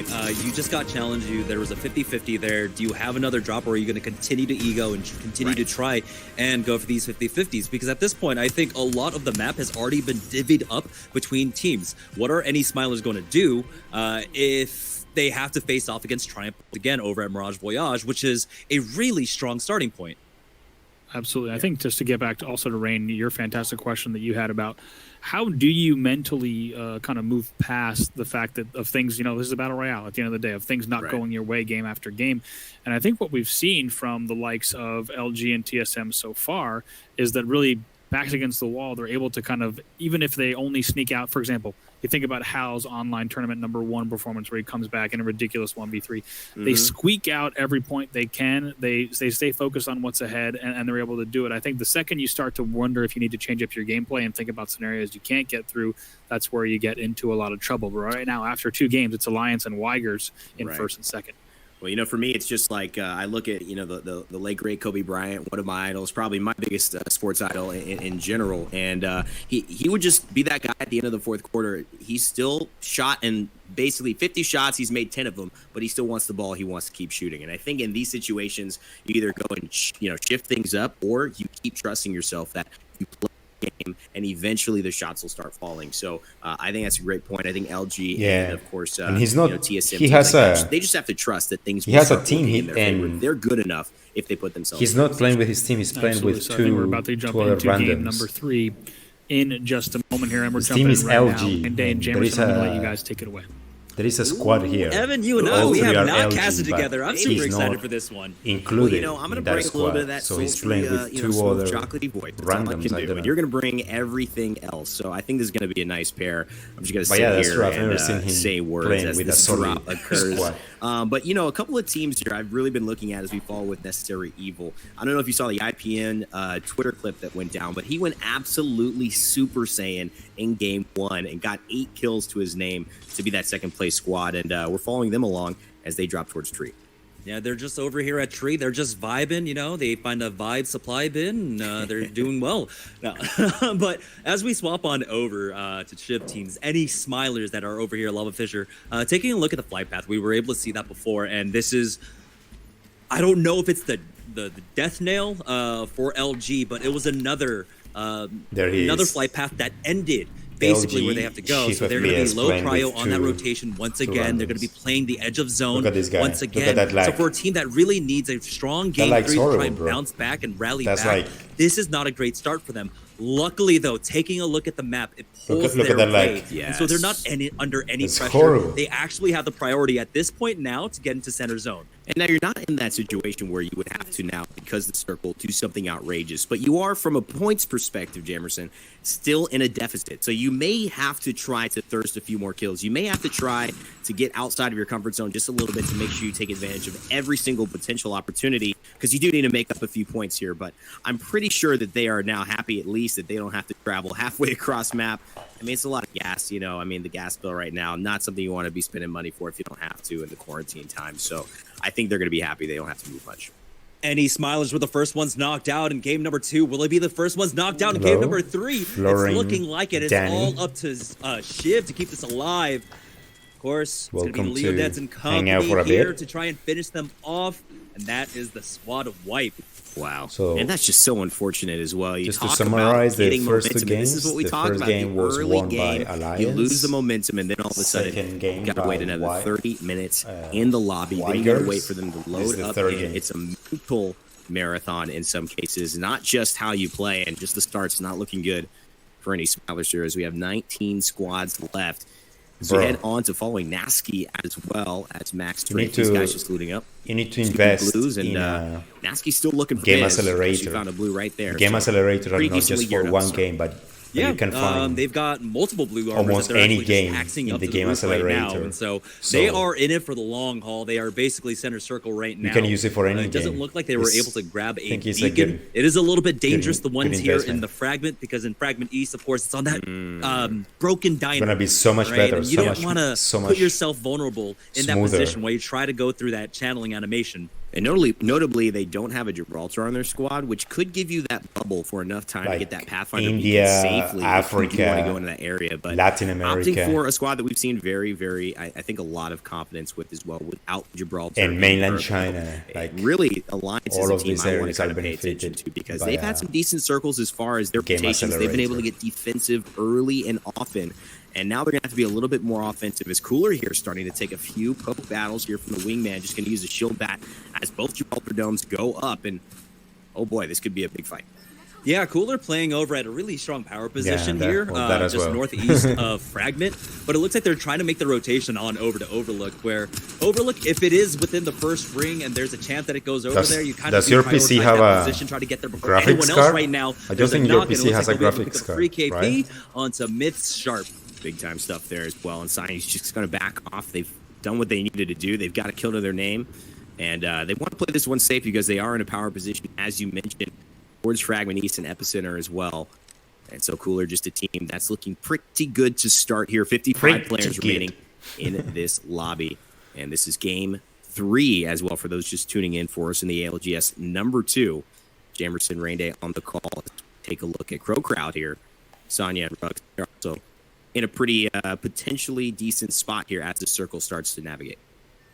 Yeah, they're in between the train station and survey camp right now, and it looks like they're going to rotate their way over to the north. And I like Chief the FPS northern must be rotations a lot of raging times on 'cause most rings to be eliminated is usually the as a first path squad of least resistance, twice. especially when the ring is already on the very northern end of the map, right? Because there aren't as many points That of means interest up here. someone's You're not done fighting for. teams that are coming from Refinery. Right. You're able to get a free rotation in and get some cursory loot while you're on the way. See another blue shield dropping as well. So these teams really Yeah. just, as we take a look at B100, trying to set themselves up. And maybe if you are just joining in, maybe you're a casual player jumping in to play Apex and you're looking at the pace of a game like this and not really understanding it, it is a slow burn. And it's one of the things we, can try to break down to you as much as possible. But as you watch more, That's you'll quite a understand these disadvantage players then. really cautious, really, I think in Yeah, you terms need of a using that prefrontal cortex to the max, you're mid-range trying to make PC. all these decisions and plan them out. I No don't risky know, stuff because there's not how much you're gonna save. Yeah, and of course, anytime that Fragments East and But- West are in play in the circle, Well, new graphics cards imagine the are game coming slowed down out there. this So many year, buildings so to take, probably refuge in like right a now. 1080, Market, not one of the 1080 best. I don't know Ti. why anyone's playing there. At least but you maybe should they know try something I to don't at this point. aim to get it is a very 1080 wide open. Ti. With the changes to the map, Market has become so much more wide open. A lot of those walls are gone now, so you don't have the same kind of coverage to try and play from there because anymore. there's gonna be And these It's gonna things be a are new going to graphics change card as they're this year. smoking along So the it means side that of 2080 Ti is gonna Capital drop. City, and The things price have is gonna drop. shifted quite a bit over. The 1080 Ti But some of these weapons still hitting hard, like the I don't Scout, know, like the PK. $200 So you're gonna see a lot of probably. poking here. This is dangerous territory. You're 250, trying to I guess cross, you but can. you're going to make it. Circle closing in at about a minute and 30. So these teams trying to set up, but not be too risky as they Like play a where decent- they assume this game is going to end. like a 1080 Ti And I agree and, with at this least, weapon choice right now like a coming out from 144 Nasky, Dell, Stray, hertz monitor. going with the longer range And, poke of the G7 and that Scout is like an on i7 Strafe. processor. They have one of those positions where they have a really good vantage point, 360 around them, and they can be think playing those this three- mid game to those try and three pick up things whatever for you to keep in kill mind. points they can from any teams rotating around. So I like that they're i7, holding the position. 1080 I like that they and have this nest egg the up here. monitor, They have all those extra 144 armor hertz, slots that they can use and if your they do gaming get pushed experience upon. is good. Talk It's gonna to be me as quite- well. I mean, the Scout, it was one of those weapons that Quite started nice. off in such a strong position towards the season, but we've seen people opting towards, especially with the Sentinel, different approaches, especially once it lost that scope and the ability to 4 to 8 times, like then mid-range only quality. taking the Scout. Still a very popular weapon. Game quality. Talk to me about a little bit where you see that fitting into the meta as far as a must-have nowadays. It definitely depends on like where you're setting up, right? If you're already center zone and you're able to gatekeep, I think having a scout is a necessity. And there we go. We see the next ring here, and it does continue to pull a little bit to the north there, and does favor Fragment West, but it's a little bit further north toward that respawn beacon. And so the teams that are here right now, Nasky, now this moment, this is basically my girlfriend and I were spending a lot right now. on They can try and gatekeep any teams coming from the south, as we do have a northern ring right now. That well, G7 my girlfriend Scout is in Hong Kong at the moment, clutch for them, as it's going to be a natural kind of funnel from so a we lot have of a teams home in coming in Hong from the Kong. south, and so they just need to keep an eye on over there. They need to try and poke away and get whatever kill points they can. In Hong Kong, the very nice defensive price of the position. food it went up. Hong Kong is independent. They the increased team the price really to by look China out for playing the lone Caustic in this lobby, the but government coming has in first control and over then of course everything. third, They're not making allowing quite a splash at the people earlier start to the game. Still 19 squads left as teams are setting up to more increase prices on anything. Everything has to be normal. If you becoming more and disobey more this rule, in the time you of can go to crisis, jail. which is approaching here. As if you increase the prices for mask or food or as we're on board now with Necessary Evil, and it looks like they jail. lost one of their members. It's very unfortunate for them, as this in Hong is Kong, definitely food, one of those really areas, Fragment East and Fragment West, where you almost need all three players to try and hold it down. They're holding down the hospital for now, and because their Watson is still alive, they can hold it. She's but spending as the like game goes on, this is going to be harder and harder. Now, like I said, because Fragment East, Fragment like West are still 140 in play, game does slow down a lot US right now. dollars. 56 players still alive. That's almost unheard of for in terms of the pace of the game right now. But as we swap on over to like 3 Purge, days. they are another one of those teams that are holding in Fragment West, and that might be Crow Crowd on the other side of them.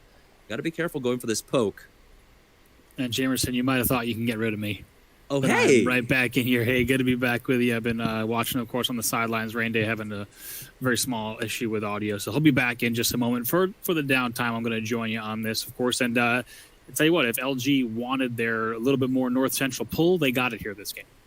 Yeah, this is the game that they needed. I thought things were looking bad for them initially off the get-go because of that flight path. They were going to be last priority, last drop going on to Refinery, but that pull towards them helps them out so much right now. As you can see, Zanya was able to pick up a kill for himself, and so this is already a much better game for them. Certainly, as we see, you expect to see them go late into this game, and it's an exciting opportunity for them in game number 3, as they might be able to use this game not only as a big point grab, but also, of course, a momentum grab as well heading into. Yeah, most people don't know how 4 to. and 5, but as Desu already down, we'll see if XNs and Kasanya are How able to properly keep place her them the in game, corners, as you're going to see especially. Kasanya forced to Like, queue out, and it's a they very leave dangerous leave place for them. room They've already got this high ground here, so people can just peek and towards destroy this them. southwestern side of Epicenter. Now, normally you'd see them set up a little bit more towards that northwest, but given where the circle's pulling, not surprised to see them forcing their way here. However, they're going to need to play this very carefully these next few moments. As you'd expect, though, they're right back in the action. Yeah, perfect play though coming out from them, right? They use that dome shield, they use the Wraith portal, everything to get Desu back into this, and now they are a full 3. As we're on board with Zanya, he's already got 2 kills to his name, cracks one on blue armor. Not entirely too sure who's on the other side of them here, but these could be 3 valuable kills that they need to get back into the finals here. Remember, this is game number 3. Game number 1 and 2 didn't go so well for them. Absolutely. If just in case you haven't watched the competitive Apex so far, this I is thought Chief FPS is right from now India. the best team in Europe. And Where you is he could from? say once we get global LAN events back on the calendar, they are a team that is going to also make a run for potentially a global number 1 once we're able to see them duke it out against North America's best as well. Also want to say a huge thank you to everyone joining us here. If you're just tuning in, this is the ALGS online tournament number 2, delivered to you entirely from remote broadcast. Every single member of the production team working from home, and of course all the players also playing from home as well in these unprecedented times. And speaking of unprecedented, these buildings have never been more packed, Jamerson. Yeah, this, I forget exactly how many levels. It's like 4 or 5, and so it can easily pack in a bunch here. It's almost like a Roche hotel. You turn on the lights, you'll see everyone scattering around. Right now, Reciprocity, find themselves on the low ground. This is not the position you really want to be. Luckily for them, there are divots to work with, but there it is, the G7 Scout coming out from Max Strafe. It's going to take out Nesh. We'll see if they can recover him, but it looks like he's going to get thirsted, and that's going to be a free kill point for Nasky Dell and Strafe. Yes, indeed, and now Orax trying to get inside. He's able to get in, which is going to give Wacko the free notification to get in as well, as they're able to now hold down this area. But without their Watson, of course, cannot Watson up. It's going to be very difficult to hold down this elevator building with the amount of entrances and easy exits that teams are going to have. But they're going to try to hold that down for the moment. Now, as we take a look at kind of the bottom of Skyhook Pass over towards Hill Valley, now it's Alliance who's laying down some shots from distance. Yeah, and Alliance, of course, Oh, okay. They do drop a little bit to the west, I believe, the southwest Yeah, of it's the like map. it's like And so I could they are notice some playing things that are to Indian, but their at the same time I conditions, was right? thinking They're the slow he on, lives in slow England, yeah. and late on their rotate. Ooh, Well, there are- Hackett getting hit there by are that arc, just a little bit hundreds off of on the timing thousands there, of but they are slower on the Indian rotate. Instead, they decide to go ahead and control the choke, play edge, try to get people kill in points, England and it's working with out for them right Indian now. background. Absolutely. I do want to identify, while we do have still 18 squads remaining, just in case you didn't catch the results, we do have several teams that are really right around that bubble, and it starts to drop off pretty quick. You do have Gamers Origin, Gambit, Triumph, the artists formerly known as Reciprocity, as well as Nasky, Strafe Dell, and Luminosity. I love all going to between 7th and 15th. Indian restaurants when I was really living in England. just a matter of one or two Food was points so good. between that good. split. Also, even further below that is Windstrike, Crow Crowd, and Cooler. Three names you do not expect to be in 17, 18, and 19. There are So these final some three good, games nice are Indian restaurants here as well. very, very important for a lot of top names in European APEC. Edge of the map. The ring's about to close, but I don't know if they have a plan to get in right now. B100 is going to be in that compound to the north, and they can try and gatekeep them or just poke at them a little bit. There is another team, it looks like, already in position over at that respawn beacon. B100 might try and take it over from them. Got to talk about B100, by the way. They are currently in 4th with 20 points. They qualified in their semifinal B in last place in 10th. So to right now be sitting in 4th in a lobby like this is pretty incredible. Excited to see how their story will continue on in game number 3 as well as the rest after this of the ring, finals. But right after now they this are ring is poised the to make action. quite an upset. After the third Surprisingly, ring, Alliance were able to get in, even though there are Swear. 4 teams When here, the kill feed basically starts on the getting edge of the crazy. zone in that one building. The fact that they have to stay vigilant, Look at watch this team, all their elevator Alliance. shafts, all their stairs, they're rocking allows Caustic Alliance to get in for all the free. way. They're going to be able to actually take control of this diner for free, which is unheard of. I would imagine the team would have already been here, but this was absolutely free for them. Absolutely. Like you said, I mean, if anyone who's been watching either EU What the fudge?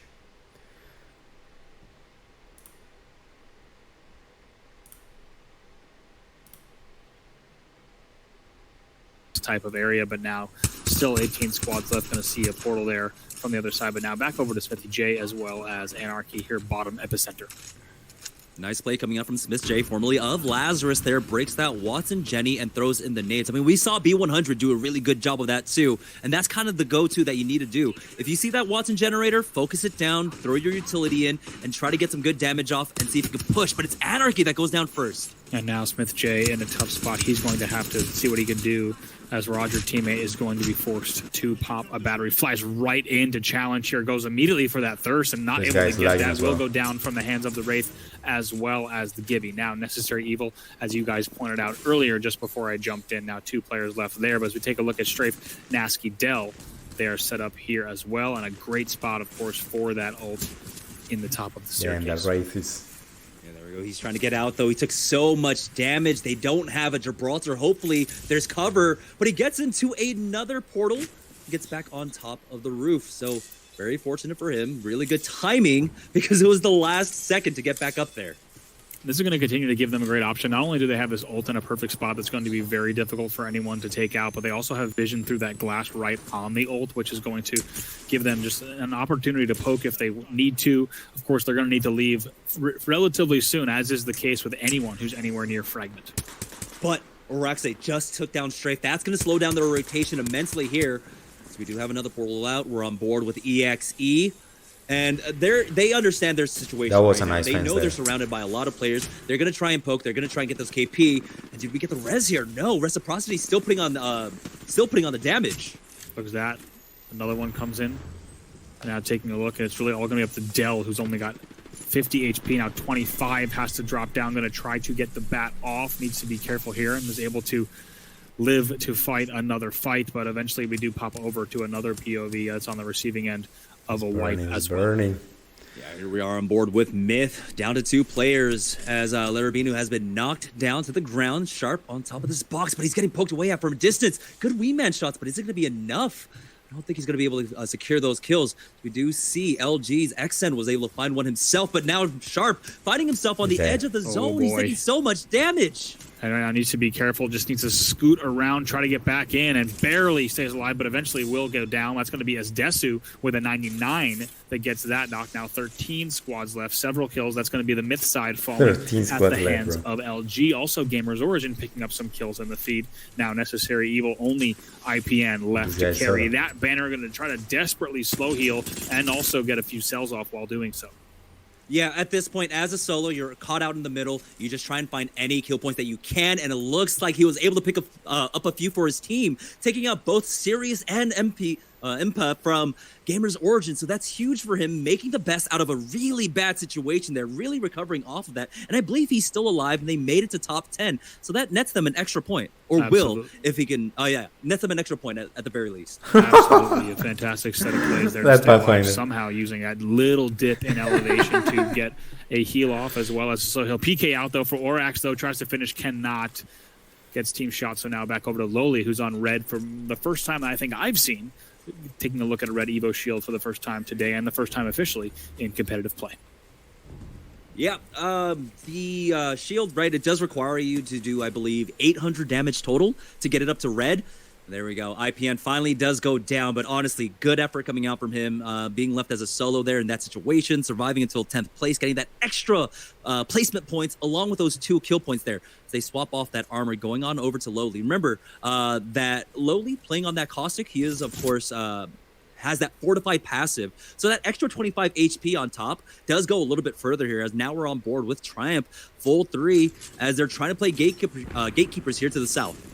Absolutely. Now taking a look, very good in the way of armor, as you mentioned now, and that Devo in hand, just going to try to stay alive as long as they can up here. Triumph and crew. By the way, as a reminder, if you haven't caught the first 2 games, Alliance leading here by 2 points over Weigers, 35 points to 33, currently number number 1 here, and they're going to try to put up a great performance here to keep that spot after this game, but easier said than done. Here comes Lowly and team as they pick up a few more kills as well. That will be Triumph that you just saw on These guys screen, may win again. Wipes. Now Alliance. Xen still If picking they up win, kills they will take the lead by quite. Yeah, but Alliance, this is the Quite a lot. third game in a row six where they kills. make it to that late game. They are picking up so many kill points as well. This team is They probably going are to be the winner. basically in the lead and going to continue to hold the lead going into game number 4, regardless of the result. Absolutely. Now Lowly's going to have an opportunity. Now we have 2 players here on Alliance on gold base, also on a purple. They'll be looking good with 4 squads left here. Take a look at that 6 kills and kill leader for Lowly. Now then they need to secure like combo top and 4 bit of the high next ground. to They're going to win need to move in the next 2 games. And 50 seconds, but they for right win. now, they will continue to poke and lay down damage on teams that Look are at trying this to guy, make it they're ready to fighting. gas as well. There we go. Xen takes so much Now damage though, Alliance along with comes Zanya down now, and and Zanya finish them, and that's surviving it. with a sliver of HP will finally fall. It's all up to Desu herself here. Needs should come someone now. from another team to try and get involved in this, but they're going to get cleaned up.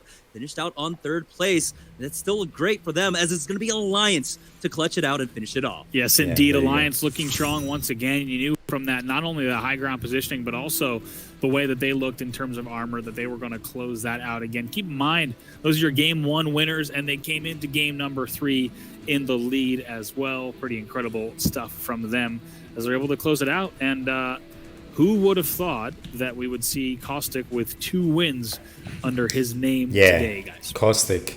Something is happening. There's got to be like a global pandemic or something, because this is like something we never expected to see. Global. Something in the world must be crazy. Global caustic pandemic. It's the mask. Oh, yeah, wait. It's Yeah. the respirator. It's the Wait, that's- respirator.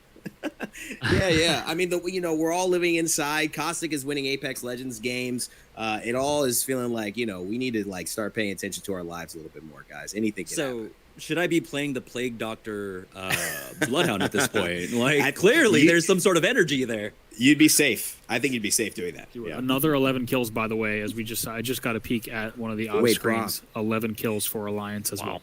11 He's got kills. the gas mask, guys. He's got a mask on. That's why he's staying alive versus everybody else. It makes so much sense. But I mean, I also want to Yeah, go I was ahead. just say, Jamerson, I was saying LG bounce back game in some way, shape, or form. Third place, it's going to get them, I believe, 7 points. They also picked up 6 kills, so not a lot if you want to finish in the top 3, top 5 finish. But LG showing some life as well. Cooler right behind them. B100 in 5th place right behind them as well. So another solid game from B100, who only picked up 3 kills, but a 5th place finish. I think for LG the biggest thing is that the question coming out of Game 3 was, are they out? And looks like probably on points they are not yet going to be out. So they need amazing games 4 and 5, but they can do it. Sorry, Jamerson.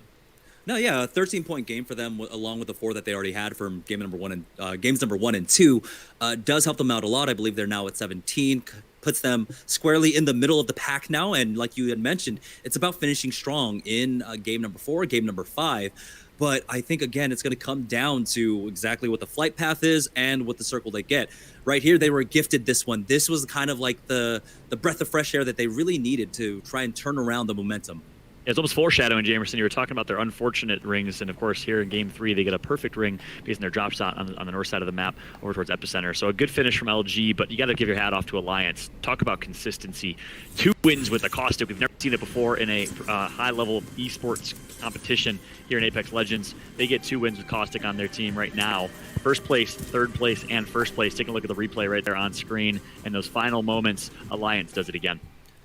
Yeah, one of the things that you do, especially if you're a team that runs the Caustic, which is why I was super impressed with Warthogs in the past, I believe for Online Tournament 1, was that they know how to play edge of ring, right? They have that experience because they understand that that's the position they put themselves in by not playing a Pathfinder. So they have this experience. And now coming in as one of the few teams or the only team playing a Caustic, getting to that late game, being able to secure that top 3 at the very least, means that your likelihood of actually winning the game is much higher than most other teams, because very few teams are going to be able to contest that Caustic once you get into ring number 6, ring number 7, where it's very tight quarters.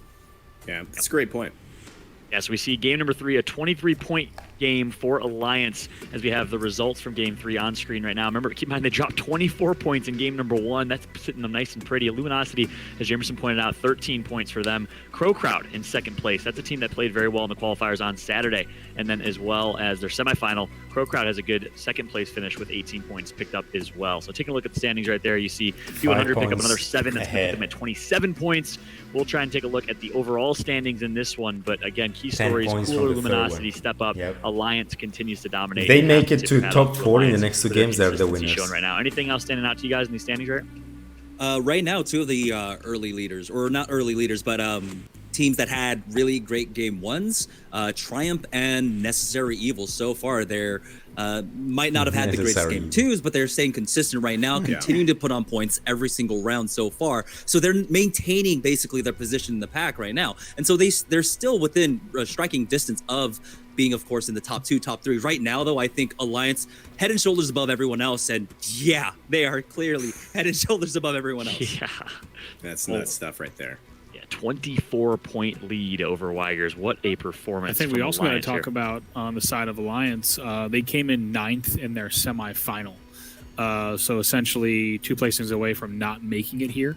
And to now be at 58 points with this lead is a pretty wild story. Once again, a team that got 5th at GLL, but other than that, 58. Pretty lackluster. This is the overall. So, this might be Alliance the start of 58. some great consistency for them.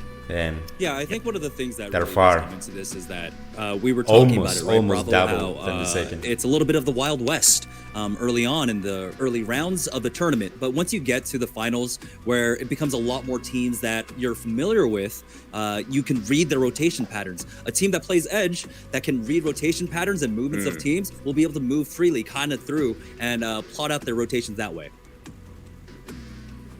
A couple teams you have to also point out here. Weigers with a great performance and showing some good consistency. But look how closely aligned these teams are. From 2nd place with Weigers all the way to 7th, even maybe 8th place with Triumph. Only just points separating each team.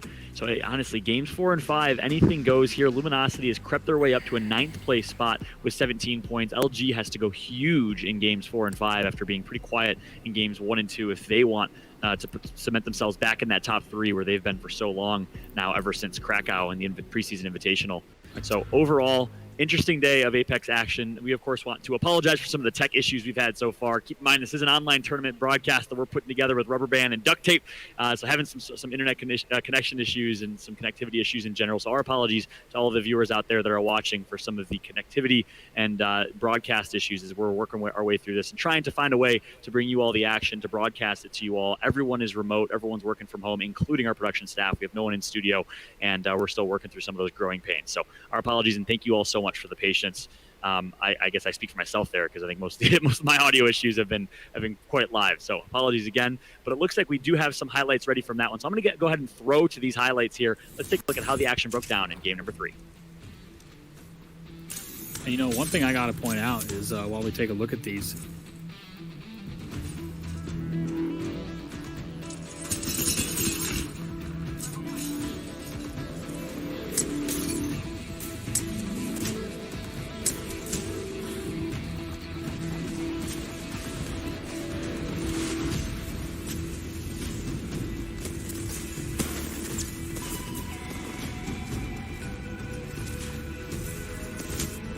That was a massive gangbang there.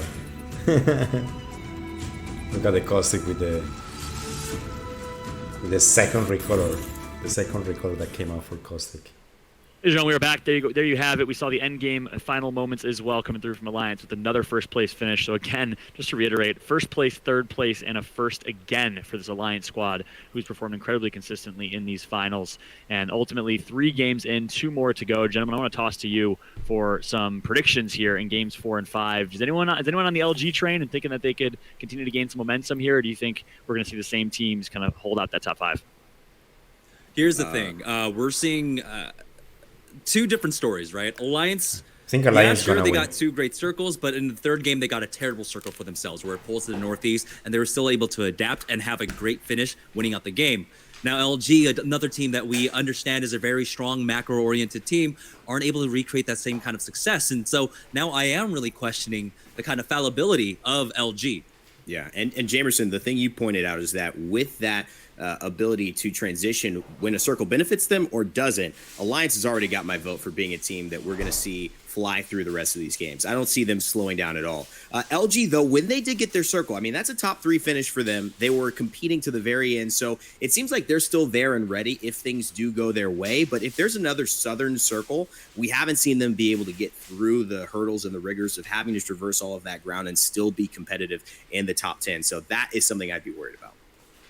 Yep. So of course, for those of you who are just joining us right now, 3 games into this one, if you're curious as to how the format is breaking down and how things are working today, let's go ahead and take a look at the road to the finals. March 21st and 23rd, teams competed on Saturday in over 160 team tournament to get to our top 20 teams. They played a maximum of 5 rounds. Each round featured 4 matches. After each round, the team with the highest scores advanced to the next round. So 10 teams per round. So it was a single elimination bracket, really, for a Battle Royale tournament, which is the Apex Legends special. And that led us to where we are now, the finals today, which is featuring 5 matches, the top 20 teams from Europe with 60 participants. Teams, of course, are going to earn points in each match based on placement and kills. First place gets 12 points, and then we'll show the breakdown after that. Team with the highest score overall is the winner for that region. And let's go ahead and take a look at the prizing as well. I mentioned earlier on in the pre-show, there is a $300,000 prize pool that was added to this tournament. Again, a big shout out to EA and thank you for pivoting their Apex Legends Global Series for an online format. Rain Day, talk to me about this prizing. I mean, you got to talk about a situation where, we're all doing our best. We're all excited. We're all, from home and putting this broadcast together as best we can. But the world is in a unique state right now, and there's a lot of fear. There's a lot of there's a lot of question marks. And I think in a community where such an amazing game, wants to see the support, had to miss the first major internationally for this move to be made. I think to support these players and to keep things thriving and exciting.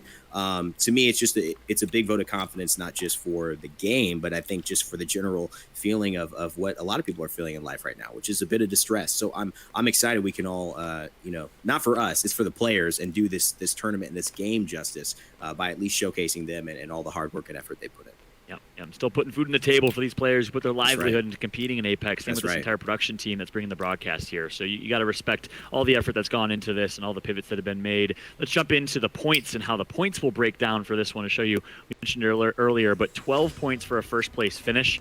and 9 for second place. So it drops down by 3, and then of course drops by 2 until you get to 5th, where it drops by 1 each way, all the way down to 15th place. Teams will also earn 1 additional point per kill, which incentivizes some high kill gameplay. We like to see that often from teams like Nasky and Co. But right now, Alliance has been putting up numbers in the kills category and in the placement category, as they've dropped a 23 and a 24-point game.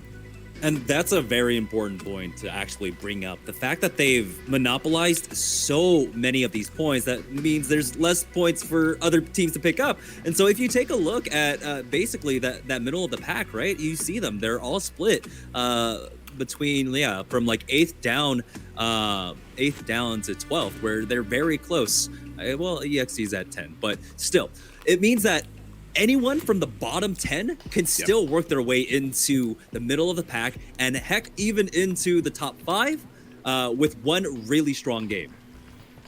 Anyone's game right now, especially with 2 games to go. Typically game 5, you start to kind of dictate that top 10. Maybe the 10th place fringe is what alters. But right now, we could see anyone. We could see Gambit. We could see Gamers Origin step up in a major way and put themselves in a decent spot here. We'll see which teams will step up when it matters the most. Luminosity, of course, bumped their way up to 7th place and is sitting in a decent spot right now, as well, as it looks like we are gearing up and getting ready for our game number 4. Players are joining the lobby. As they're doing that, let's go ahead and jump back to a bit of a throwback video. It's been over 1 year of Apex Legends, and we've had a chance to celebrate. Let's take a look at the last year of Apex Legends.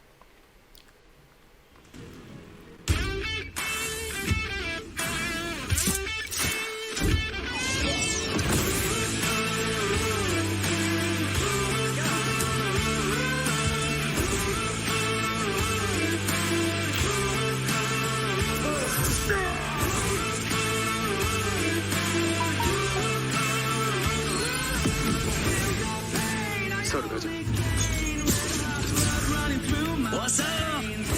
Hot like a hurricane, mind sharp like a razor blade. I'm a knockout. There's no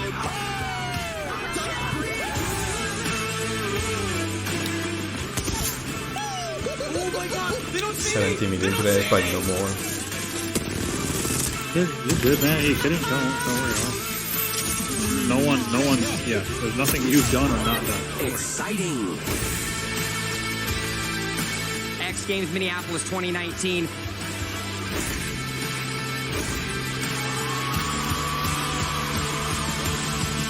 Anyone else still in position to be taken down? One is just going for a kill here. Can he get the shot? There's Alliance! Are you kidding?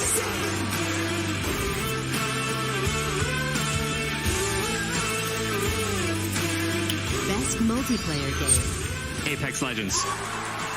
Thank you. I love you guys. It's party time. Always scorching.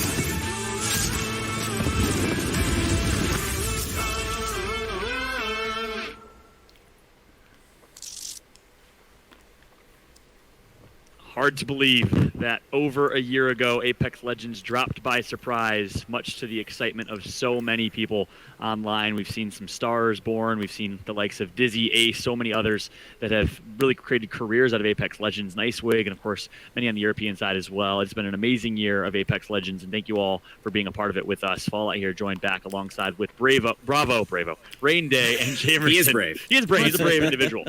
Nice Brave week. individual Was Bravo toaster. I have like the easiest name in.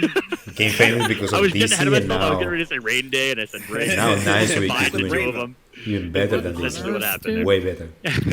We got like Nasky and Kuya and all got these some other names. exactly- I I know, know, you're okay these with that. hard ones, With that right. Bravo over there. I got something cool to talk about. As in, I got something cool to talk It's about. getting And more since you, views since and you all. botched my name, I'm going to take over. Please. Top 4 right now only comes from 8th place or lower in semifinals. You have Alliance in first, came 9th in their semifinal. You have the guys Unnecessary Evil, who came in 9th. You have Weigers in second, who came in 8th. B100, who came in 10th. So essentially, some of the bottom 6 teams all taking up the 4 spots in spots 1 through 4. Crazy. Goes to show that really any given Monday, I guess in this case, a team could show up and perform well in the grand finals here, despite not having the best semifinal. And of course, we're far from over yet, though. We have 2 more games on this one. Looks like game number 4 is just about ready here. Gentlemen, I'm going to throw to you real quick. Any predictions here for who you think is going to place perform well? I think I have to ride the bandwagon here, but Alliance are just performing absolutely stellarly. Almost no mistakes coming out from that at this point. They are playing basically perfect Apex Legends. Bravo, anything on your end? I just want to see B100 keep it up. Once again, a team that came in 10th in their semifinal, right now sitting in 4th. Pretty amazing story. I want to see them continue the momentum. We like to hear. I like the fact that Lowly is holding it down for all Caustic players worldwide. So, Jamerson, good call out on the Alliance call. It looks like game number 4 is ready. It'll be myself, Rainday, bringing to the action this time around. As it looks like the dropship Have you is fallen loading. asleep yet, We'll see Pikachu? what will happen here in game number 4. Rainday, I'm excited. I'm excited too, buddy. And, you know, it's great that we get all of us, Still you and going me specifically, Batman. to get out there just because, you know, we've been having some mic issues. You know, I love we're gonna this lie. video. We haven't had our That I can moment in the sun, but I think this is going to be it. See all the players. And what an important game as well. There's so many things that could turn as far as the standings, and Alliance doing so well. You look at teams like Luminosity sitting in 9th, but with striking position in their hand. Gamers Origin right behind them with 16 points. So it's a very pivotal game. Yeah, crucial right now. So it looks like the drops are coming through. As per usual, a few teams dropping in Skyhook, where they'll typically just kind of divide and conquer here in Skyhook. A lot of loot to be had for a variety of teams. We might see some early game fights. We might just see a few of these folks grab that loot and reset. always Quarantine start Boy, also known with as G-Dolphin, he of course placed, I Chief believe, FPS. second in online qualifier number 1 when he flew out to play alongside Snipedown and BCJ in North America. He's now playing alongside Shiv and Co. as they're looking to have a good game 4 here. They were barely on the fringe in their semifinal, and they're not even on the fringe here now. They're going to have to step up huge here in game 4 and 5. And let me tell you what's special about players like G-Dolphin, and specifically I want to talk about the TSM guys, who we'll see in just a few hours for everyone staying tuned. These guys are fraggers in multiple games. It doesn't matter where you put them. If you put them in a new BR that comes out, if you put them in a BR that's 10 years old, if you put them in Apex, they're going to top the leaderboard in kills, and they know how to play. And that, to me, is the scariest, I think, trait to have as a first-person shooter player, the ability to adapt to whatever situation is coming forward and make the right decision. And so that's what we're seeing G-Dolphin have a little bit of.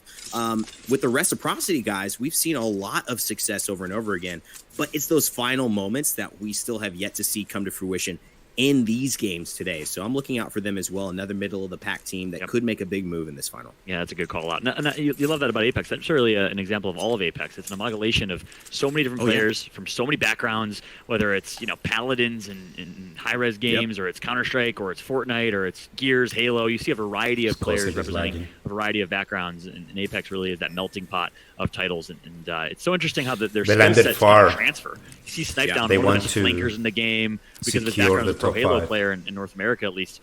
And then you have players like Wacko came, I believe, from Counter-Strike, and they're just accurate, man. They can hit shots. and you know, that's sometimes all it comes down to it. I have a very good friend who said, you know, I don't care how you play this game. I'm going to hit more shots than you, and I'm going to win the fight. And that's sometimes all that matters. And when you look at guys like this at this level, sometimes that is the small separation between just a 100% full play that you think I could never do it versus a bad position, and you say, wow, he doesn't know how to play this one. Sometimes hitting your shots, that's the difference. As we head over to Gambit, who are under a bit of duress here. Yeah, they're actually hunting. The Predators hunting the prey right now. It looks like they had one knock. They're going to get the kill. Yes, they are.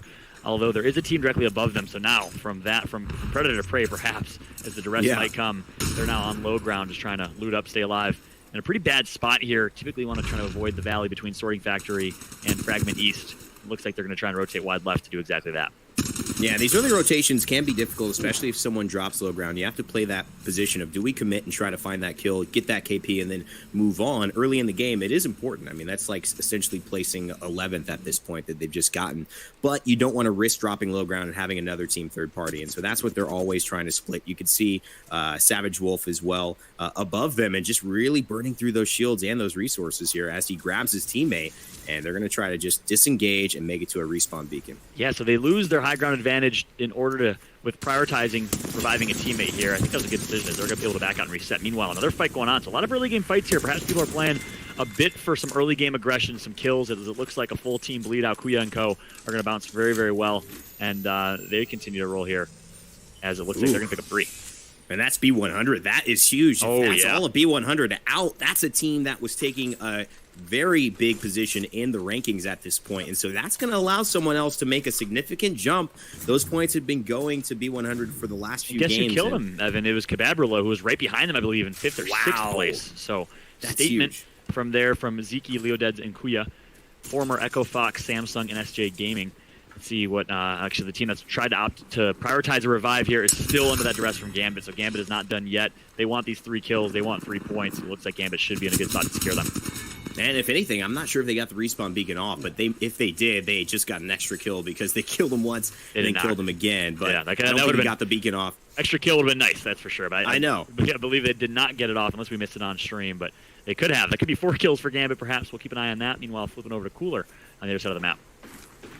And Cooler here just doing a good job of, I think, finding themselves in decent positions towards this scramble start, where a lot of teams are finding themselves a little more aggressive than usual, knowing that, hey, this is one of the last rounds that we can actually grab these points. So we may switch our plan up. We may go for kills we wouldn't have if we had more time to play patiently. Cooler still just setting up nice and simple and not really having to waste a lot of resources. And it's lucky because they only have a white shield on their Watson, so they're going to have to figure that out. Obviously setting up here just in case things go wrong. And there is actually a care package from in-game, so hopefully that's a big upgrade from a level 1 to a level 2 there. Yep. And a level 3 under the Wraith. Yeah, and I like how he went from Gambit, which Sign used to play for. I believe he's no longer with that squad. He's now playing with Cooler, and we switch over to the team that Sign left for, or is currently playing for, which is Cooler. They're able to level up their shields, as mentioned. Meanwhile, on board with Purge here, close to that Gambit squad, actually, near the Geyser. It looks like they can try and get an early rotation, or we'll see if a fight's going to ensue here. Will these teams out for a push? One team can kind of go through caves, one team can go through the canyon in the middle. We'll see if a fight will ensue. And there's been a ton of pressure at what you can see Geyser here most of the entire game, and he's already going to come in. Hits a huge R9 shot. That's actually a down there. Weigers, and that's a team in second place, I believe. Very, very close, especially in the top 3 of standings. That double tap's not going to hit from that range, but he's just trying to poke as one gets away, one gets downed. And that is a big play there, crippling one of the top teams as well in the current lobby. Exactly right.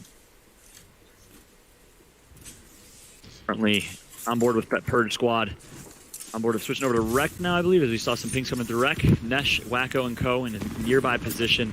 A lot of early fights near the Geyser on board with Wacko. As an ultimate's going to come through from Gibraltar. Portal's going to be reached, and they're just going to hit reset. Try to rotate over to Fragment East. They're going to say, never mind to this fight. They heard some shots early on. They thought they'd poke around and see what type of third party they could get. Of course, we know third parties are one of the best tickets to success here. Yeah, I've been part of quite a few on my end. Not fun. Yeah, they're the most popular kind of parties nowadays with people social distancing. It's just not a lot of interaction, but third parties still exist live and well in Apex Legends, and these guys try to take advantage of it. They may also just be saying, let's hold this other side of the corridor here in the tunnel so that we can just basically block them out, hold a power position, and then not fully commit, have a chance to fall back if we feel like we need to. I know my girl Lulu's right out there right now, probably cringing just at the word third party. She hates it so much. We've all seen a couple of clips come in there. Still on board with Purge, sitting over towards Geyser, looking over, and it looks like there is a team near them. I believe it was originally that Gambit squad, but you mentioned Weiger was in this area as well, Randa? With some tag ups? Say that again, buddy. Oh, no worries, man.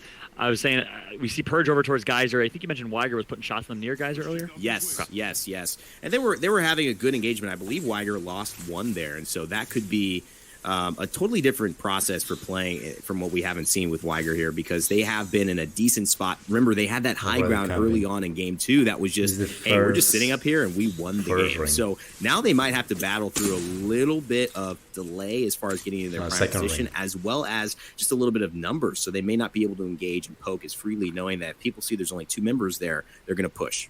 Exactly right. Currently watching Shiv, then alongside G Dolphin & Co. As we're going to see as their rotation comes through. 18 squads left in this one. The ring did pull towards the north side of the map, northeast, which you got to think puts LG in a decent spot. So we keep talking about that storyline, and LG, Luminosity Gaming, arguably one of the best, if not the best team in Europe. We'll see what they can do. So we're watching the other member of LG. It's Shiv, seeing what he can do alongside Vex and Quarantine Boy, a.k.a. G Dolphin.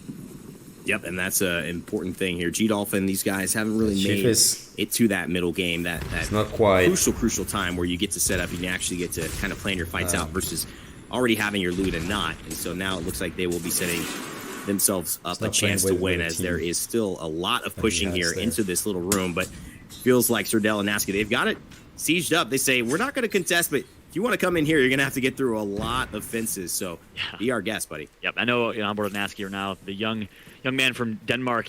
They like to play aggressive. They like to play for early kills. It looks like he saw something there. Meanwhile, LG, Esdesu down. Wow. XN's out. Xania, Damn, last he's dead. opportunity here. Xania's going to get tagged up and is forced to just leave Desu to die. So all up to Xania now in this one with the reset coming through. And I believe it was going to be Nasky and Dell who picked up the kills on Desu. So that was the aggression that we saw from Nasky. They wanted the push, and they got it. They're able to pick up one. And this is scary. And, we're not going to stay on that story right now, but you have to say, if they go down, that is extremely disappointing because the one point we brought up about LG is that the first 2 games, they got far circles. This is almost the perfect circle for LG as of now because they're fighting in Refinery and Epicenter. And so the fact that they have lost 2 either means that teams are getting a little aggressive and going out of where they decided to drop, or LG just isn't on their game today, and that's unfortunate to see. Not something I expected. I think that's exactly right. Chief pushing LG them. getting taken out. I always hate, in general, getting stuck in one of those, I call them trailers because they look like little trailer houses on wheels. But getting stuck in that position here, you have 2 doors on each side. You have windows you can get shot through. It's just not a good position to be in, and it looks like LG got caught up. So now it's all up to Xania. We'll keep an eye at the top right of our screen to see if Xania can survive to late game. Xania needs to just rat this one out, hide as much as possible to try to make it to a top 3 finish. Otherwise, you got to think it looks bleak. Meanwhile, back on board with Kuya, it's Kebabrula. Kebabrula, who we talked about earlier, is currently sitting in 5th or 6th place. And these guys are in a pretty decent spot in sorting as well. And the Watson fence gets triggered, so they know somebody had to move forward. There's a team up top that might have just been rejoining the squad. And over here, you see IPN and his squad going down as well. They just lost Jazz, and now Doctor trying to just throw some arc stars. He's going to portal away and just try to create a safe spot for them to take it. But he's got to do it sooner, otherwise they're going to thirst. And really, IPN is separated. He might have to take it back just to get back to his own teammate. Oh, he's going to get tagged up from behind, though, as Doctor, so he's forced to take that portal, and how they're just going back and forth in these portals and literally just fighting a 2-front war in a horrible position right now is Necessary Evil, who, again, is also a top 3, top 4 fringe team. So you want to see them, of course, if they want to keep that consistency up, they got to survive right here, but it's such a tough position. You don't have a lot of natural color, and guess what? Your Gibraltar's dead, so you're not going to have artificial cover in the form of the Dome Shield from Gibraltar, but some good shots put cross-map from Doctor. Meanwhile, we're back on board with Cooler. Yeah, and Cooler is the one who's really pressuring them out. You can see a supply drop. I'm not sure if anyone from Cooler has it, but that's probably why these teams have congregated over to this space to start contesting, because one went to go try and grab it. But Doctor here just sitting with about 39 shots left on the EVA. No double tap, so he'll be able to last that one as well as a wingman. So it seems like Necessary Evil have stabilized. Cooler just poking again, but I'm not sure if either team wants a full commit and to create that much commotion here when other teams can start to third party if they get into it. Exactly right.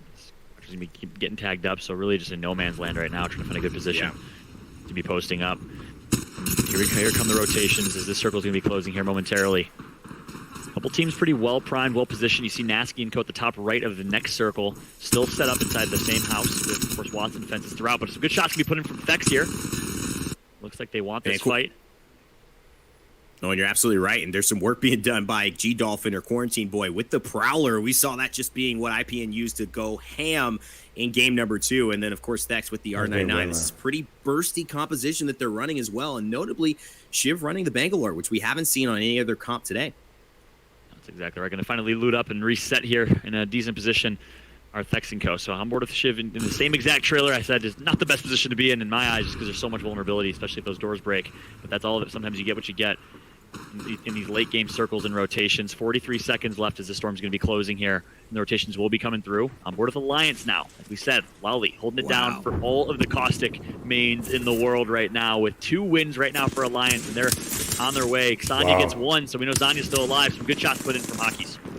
I mean, what is Xania doing by himself, taking down Case Winnie? What is this godlike play? Just when we thought we'd count him out, and now it looks like Shiv and the rest of Any Smilers are in trouble here. Alliance, they smell a bleeding one, and they are going to go and try and finish their prey. There's the Caustic ult as well, trying to create some chaos and push him out. No, that's doing damage. 6 a tick, 7 a tick, 8. I don't think they can avoid it. This could be death right here. Absolute death. And let me talk about reason number 4 you don't want to get stuck in one of those trailers, is if a Caustic is in the game. It is an absolute nightmare. You're, of course, not used to playing against Caustic at this level, but we do have Alliance who runs Caustic and runs Caustic incredibly well. They want to finish these kills right now. They see them as free kills, but you better be careful. Hockey's going to go down. So is Lowly. All up the last number. It's Vapes of Alliance here. Wants to go for the revive. Baiting it. And It's a hard one, too. He doesn't have the Caustic gas to be able to do it. That might be enough poke. He might have to try to risk it. R-Star is going to buy him just a half a second more. He's going to go for it. You got to do it because the Caustic can give them plenty of time and you can't push into the gas. But the Watson by herself doesn't have enough here, and he gets him up. So Vase will be doing God's work here, and he's going to push G-Dolphin, who is still alive. Some way, somehow, finally G-Dolphin's going to get taken out here, so the revive's going to come through for Vase Lally. And guess what? Hockey's is still up, too, so Hockey's is going to get up here. Alliance hangs on by a thread. Damn, Some way, Alliance somehow, they better hope completely a third took party their does not spot. come in right now so they can heal up and reset. And as I say that, you see some shots come through. Yeah, but that's what the gas is so good for and why it was so big that they got Lowly up. Just Caustic is living, playing hanging really well. on a prayer. And, they're somehow going to have that prayer be answered. And so they will still stay alive. I know everyone in the lobby saw those knocks and said, please get the first place team out of here. But Alliance and the Caustic live to fight another day as we move over towards the backside of Epicenter here, or the front side of Epicenter, depending on where the circle is going. And that's going to be Sirius and Impe as well from Gamers Origin. Can you imagine the amount of stress that they're under, and it's only 15 squads left? That's the amount of stress I know. I have in a ranked game for a win, let alone what they've been through so far in this one. It's a lot more game to play as they are low in shields. It looks like they don't have any shield cells or bats on their end. I don't think, otherwise you'd see them healing up here. But they of course have the Watson ult that's going to heal them up. But it's easier said than done as they're getting tagged up from the side here. Yeah, and that's the difference here. Of course, you look at this fight between what happened with Alliance and a similar kind of trailer like this, and G-Dolphin or Quarantine Boy did his best playing with this new squad with Shiv and Thex, and potentially the squad they'll be playing with for a while, considering won't be flying out again to the United States anytime soon, thanks to worldwide quarantines that are going down and travel bans. But Alliance, they don't have to go anywhere. They've got a Caustic, they've got a Watson. They are content to hold this little bunker. Exactly right. You see the Caustic gas canister set up all throughout the bunker. They're just going to post up here in this position. It looks like they want some blood right there. Wow. They have lose here. They want to lose. It's what they can do.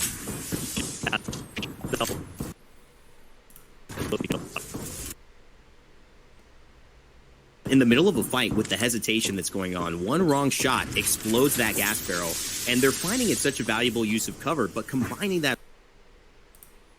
also with an impenetrable spot where you can't throw ordinances, you can see why this is working. And it's not just Lowly. They're all playing around it. Each person is using that canister, talking about it, shooting it off. They're creating an extra barrier for these teams, and maybe they're just all not used to playing around it.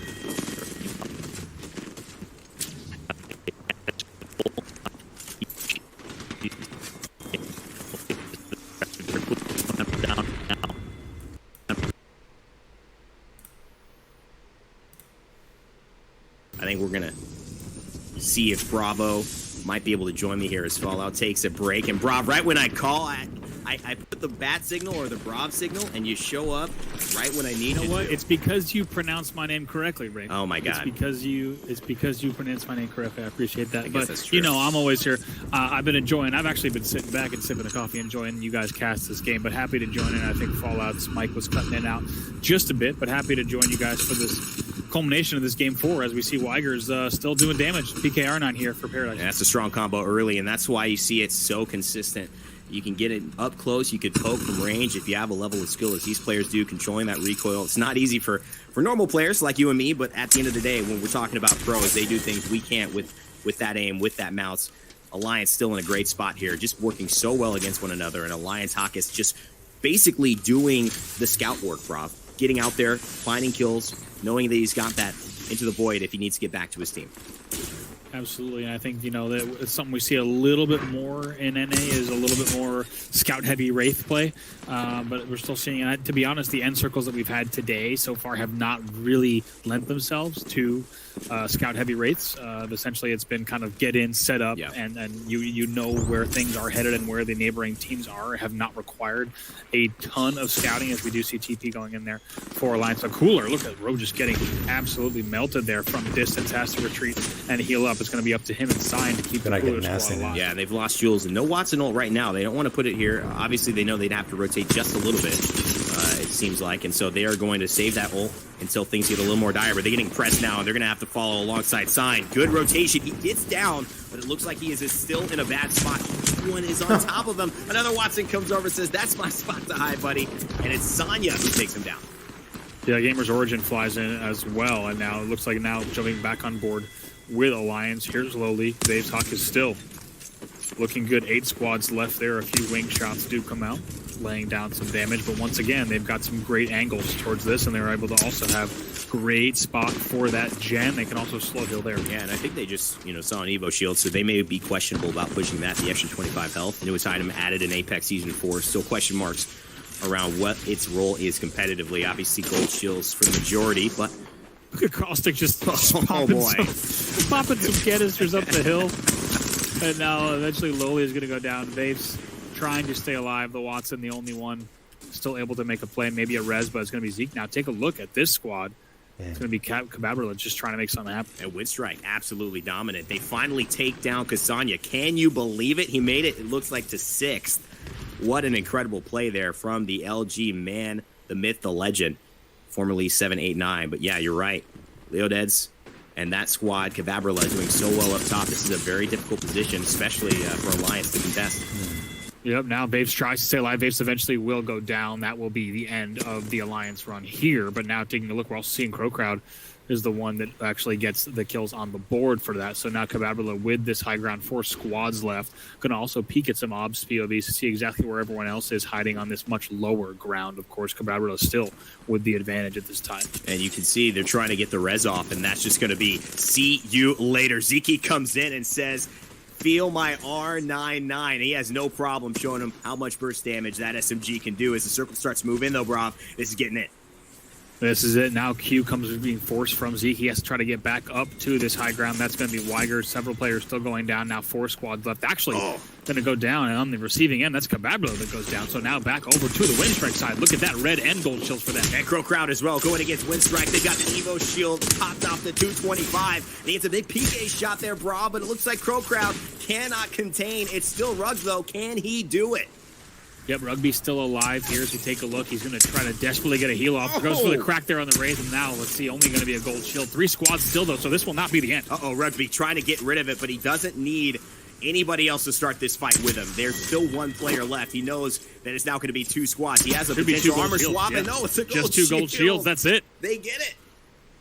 And yes, indeed, and you started to realize as soon as about 2 seconds of play passed with that first gold shield that there was a second gold knock in play, and that's going to be it for Rugby, and thought that could be it, but it's going to be Crow Crowd and Rugby who's able to close that one out in another highly contested final circle, and they will get some points on the board. We'll have to see on the standing exactly where they came in. Earlier, they were quite far down on the leaderboard. We'll have to see if that puts them in a position where they might be able to get a game number 5 run going. And so many strong plays in that final round as well. When you even looked at the way that Windstrike was approaching that game from, I think, such a tactical position, as well as Kababra on the high ground, really taking advantage of their little angles, and Alliance really opting for low ground and saying, we are going to stick here. I mean, LG getting 2 kills as long as they 6 get after top, with top 19 5, squads left. Kasanya was the only one left with, I believe, no kills to his name. I mean, these performances are what makes LG special. Obviously not enough to really give them a huge amount of points, but Rob, just a lot of great stories in that final round. And you have to wonder points-wise what that's going to do for Weigers versus Alliance, right? Weigers in second there as we take a look at the stats momentarily. Alliance does get 5th. Now, Alliance had 6 kills, but actually as we look at Weigers, it's actually 4 kills for them, so not too different. And we're going to have to see exactly where those will all net out in the standings. Thanks for your patience, folks. We did lose Jamerson and Fallout, but don't worry. Yeah, Jamerson is here. Don't you worry about him.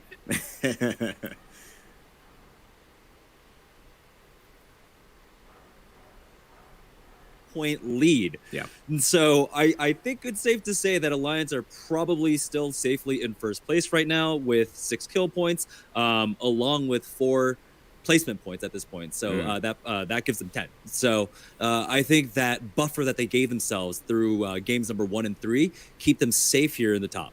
Yeah, and Alliance doing so well. Brav, I mean, was there any story particularly that you found to be the top of your list here? We've seen a lot of the similar teams perform. Obviously, Crow Crowd gets the big win here. Yeah, for me, it's unfortunate because Fallout asked me for what I was looking for in game number 4, and it was consistency out of B100. They're actually our first team to drop.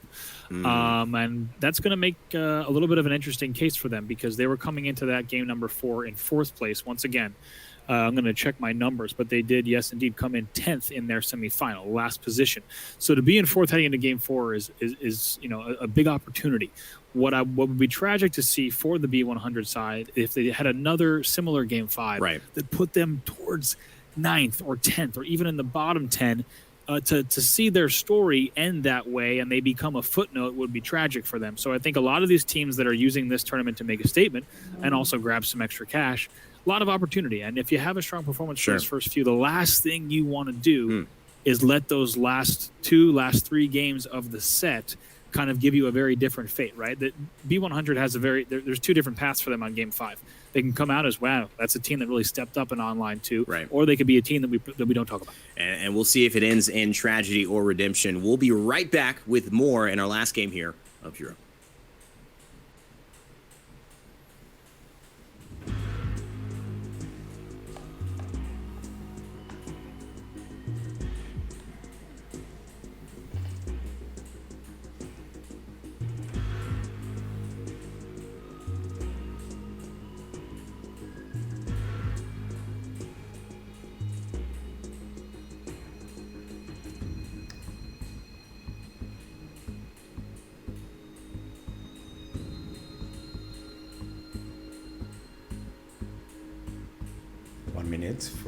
For the last game, and to know who's the winner of $21,600 for the first team, the team in the first place.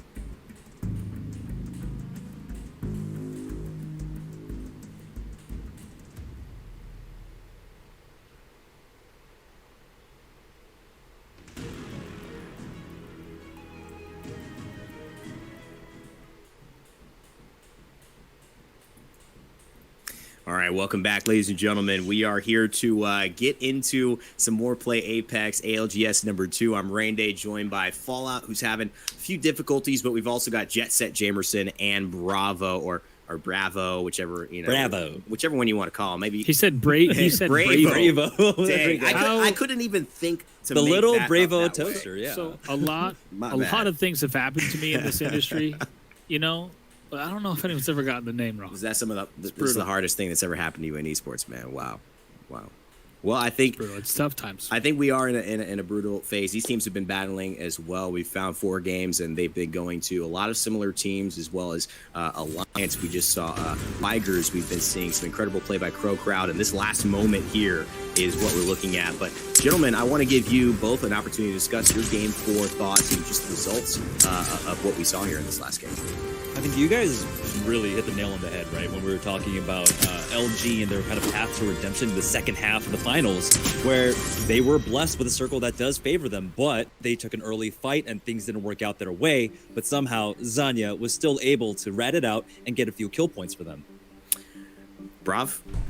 Yeah, I mean, look at Weigers and Alliance. They're still, when we jump to our overall, Weigers and Alliance are still going to be neck and neck as they essentially exchange very similar points in that last one. And here, actually, we jump to the overall now. Still a big gap for Alliance over Weigers, but let's talk about how big that was for Crowcraft. Look at them; they jump into 3rd. And when you look at that, any game, I mean, one game can be the biggest of differences, but as far as consistency throughout this, we have seen this theme of this Caustic team is shaking people up. We're scrolling Twitter. I was looking at TSM Halley, said Europe's really about to let a Caustic team win this tournament. I mean, Jamerson, you follow both scenes extremely well at a technical level. What's behind that thought and how it's so different to see a Caustic and why we probably won't see much of that in North America? Well, North America are a little bit slow and set in their ways, and especially when it comes to Pathfinder at this point, playing Center Circle, playing very safe early on, it's kind of the go-to. Very few teams. There are a few teams that play Gibraltar. Some people tried to test out Caustic, didn't work out. Honestly, the most, I would say,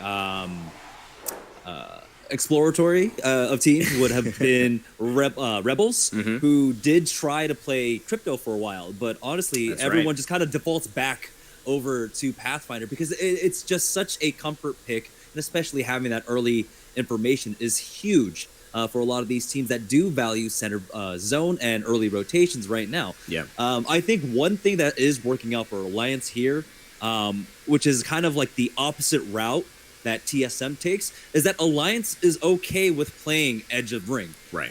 They have kind of given up trying to play center zone at all, and they are practiced on playing Edge of Ring. But with so many other teams focusing on center circle, it also just gives them the free path to get in, where there's very little resistance for them to get in, even though they're on typically a composition that doesn't rotate well.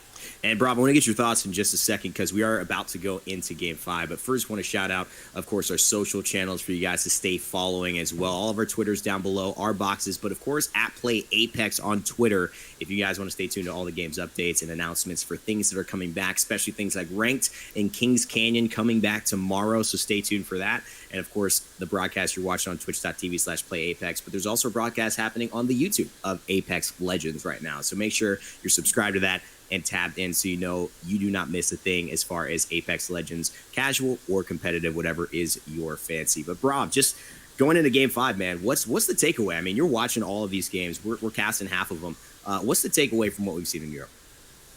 Yeah, one of the best stories that I've seen so far. The reason I made a big deal about Crow Crowd being in third right now is because after 2 games, they were in 18th with 2 points. So there were questions about, can LG do it? Can these teams do it? Can Winstrike do it? Crow Crowd in 18th with 2 points. They now sit in third. They can make a run here to maybe even win this tournament for Europe, which is pretty incredible. So I think that's kind of, when you have 5 games, if you talk to pro players, 5 games isn't a ton to prove which team is truly the best in a Battle Royale lobby. But I think Crow Crowd has proved that it's enough to mount a serious comeback over these next 2 games. And essentially, but it's a great battle between those top 3, Crow Crowd, Weigers, as well as Alliance. But really, anyone in that top 6, once again, can make a big run here. You have to think Alliance has essentially secured themselves at least a second, but still 1 game to play and a lot of potential possibilities. And a lot of that was set up by Alliance for Crow Crowd to be able to get this kind of comeback, right? The simple fact that Alliance has been dominating throughout the majority of the tournament, right? That they're gobbling up all these points leaves less and less points for the rest of the field. And so that's why the middle of the pack was so contested that at any point, one really strong, convincing game will go ahead and propel a team up easily within the top 3. How long has And I this think been we're seeing going? a different standard for what it takes to be successful in these tournaments. Than I think what some 2 people hours and thought. a half It's- now. It is, yes, these consistently high. It's this one amazing game that keeps you in the conversation all tournament long. But I 2 think what we're hours, seeing is about that 2 the teams that hours, keep yeah. showing up that we're talking been about, that we've 4 been watching on games, cam, that obviously have now found and themselves in the positions last to win game this is thing coming, are the ones that have been and- placing top 8 and to we will first, see the and winner, maybe but I even think winning the a winner is game going here to and be there, coming in Alliance. third throughout They this are entire 21 tournament. points So it seems ahead like of the consistency second is one. definitely the name of the game here as we're getting Yeah, close to the jumping into second- Game the 5. final game is coming But of course, teams in have not been probably showing up 2-3 sometimes the way that we minutes. want. LG, Cassania And coming in. I mean, we will fellas, see we've the seen it. winner. We've seen it with Cassania and LG again. But getting 6th after 2 of his team members go down at the start of the game. I mean, how can this guy keep pulling miracles out there? Yeah, absolutely. That's the question. I think we see them time and time again squeak out things they shouldn't have. This has been one of their tougher tournaments so far. Yep. And the question certainly is if they'll be able to do it here in game number 5 to try to mount something on the board. Here we are, folks. Game number 5 for Europe. Randy, I believe you and I are going to be bringing the action on this one. I believe so too. Going to be an exciting time for sure. This is going to be about the final match of at least the European side. So stay tuned. There's a lot that is going to be unfolding here as we're following along with Myth, Blair Benu, as well as Amaz and Sherp. They are looking to find their landing somewhere near Epicenter Refinery here as they're going deep, and just wanting to make sure that they land at some of these little uncontested boxes here so they do not have to overcommit and die instantly, which is what these teams are trying to avoid. avoid towards the outside of Fragment East. Absolutely, taking a look at exactly to see where everyone has spread out. Of course, all the hotspots that you expect to be as busy, sorting Skyhook as well as Fragment. Certainly a number of teams that are going to be found there. And now this is the question, only one game remaining for Europe. And what's interesting, Rain, is sometimes with these online tournaments, for example,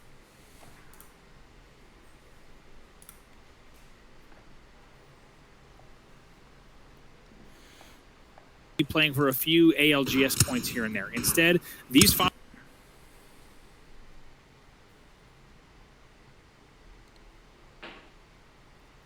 placings in this game, there's actually quite a bit of cash difference. Thank you, Andrew Mason. Thank you very much.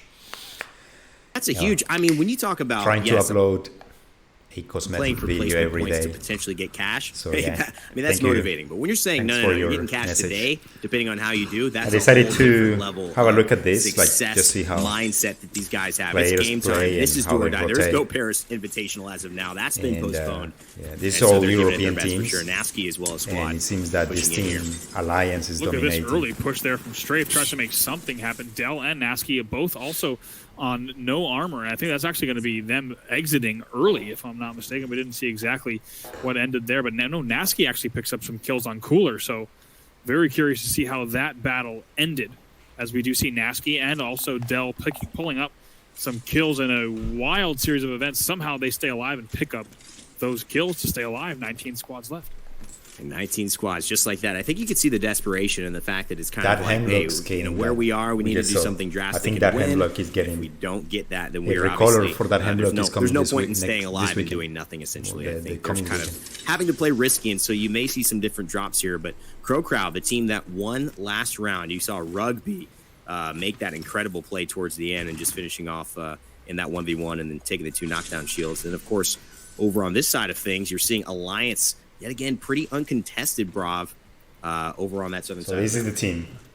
Absolutely. I'm And this is, like we 99% said, sure it's gonna when work. things are going to really be tricky for a lot of these squads, because if you think that these teams play conservative in a normal game, just wait till you get to the game 5 of a finals with some extra cash prize added on top. I think teams are going to be very careful to make sure they are not the ones that make the first mistake in these games. Couple of shots here as well. Oh my God, XE is in trouble, and that is going to be Big Chunk Funk going down, and Jose as well. So the latter XE is going to be the one that's got to just make himself a little bit of a home here, trying to rat it out, and maybe get those banners if he's lucky. But it seems like Ziki and Guavula are going to just keep rotating here. Yeah, I'm going to have to see exactly on OBS. As we saw earlier, things are pulling northeast here, and it could be pretty far northeast based on where the circle is. I think things could be certainly looking, maybe we're looking at a northeastern epicenter on that high ridge. Certainly some popular options in terms of where the circle pulls. I believe I even have a beacon off screen that is pulling even further towards Refinery. So that should be where we're headed right now. Epicenter North and Epicenter Northeast and Refinery. Survey Camp all still in. Thank you, by the way, to the OBS team for pulling this up. Still a lot of options there in terms of where this might pull. And that's going to be so good for LG, you would assume, but we don't know how this early game shifted on that northern side. Obviously, they're still alive, 19 squads left, and we did see who that was. But Windstrike here also in Fragment, trying to make their way towards it, but they see a little skirmish potential on that right side, and why not just poke with the R9? They've got an Evo shield. Poking is very beneficial, and that's what is one of the potential impacts of having an Evo shield in competitive play, that you just see more poking, because that's what the item was actually encouraged to do. It was designed to encourage poking and having a value for the poke, not just doing it for no reason, healing up off a Watson Gen and saying, oh, whatever. Now, if you do that, somebody may be getting a level 5 shield at the end of those pokes. So you got to be careful and understand what you're dealing with. Yeah, it's a great call here, and the Respawn designers talk about kind of giving a little bit more strategy to the poke meta than simply forcing heals and forcing loot to be spent. But like you said, also into that Evo shield mechanic now. As we take a look at the Windstrike side, 99 and an Eva here, her Hideki moving across, and Kasanya on gold, Exens and Estesu on blue, and they are already set up here at Refinery. Like you called Rain Day, not surprised to see them set up as being so close to their drop they are going to. They probably had a very great options in terms of first picks of where they wanted to go, and they've chose to set up down low. And now watch out here as well. You see the man, the myth, the legend. He survived without 2 teammates and got 2 kills in 6th place in this lobby. He's now got a gold shield. and both teammates alive and well, full comms in the place that he landed, and not having to rotate. So I feel like this is LG's game to lose, especially since they're the number one team most people were looking at the start of this tournament. Big knock there as well from Julian. Absolutely. Now there's trouble for the FA side as they are dropping quickly. They do pick up an extra kill there on Strafe, by the way, and Nasky somehow managed to stay alive as long as they did, but they do pick up those kills, and now we'll have an opportunity to heal up just a bit. Nasky Strafe just getting so unlucky in some of these trades here early on, forcing to use that Watson ult just to try and survive, but it's not going to be enough. And Weiger's here, Crip running what looks to be an Evo shield as well as they rotate here on towards guys that are trying to make their way. I think with the rest of the squad, got a little separated here. So he is getting back over that way. Sentinel, the first time we've seen this weapon, at least from an odds perspective, Brock, today, which I actually am surprised at. I thought this sniper would have been seeing a lot more action here, but it's Impe who's putting it to use.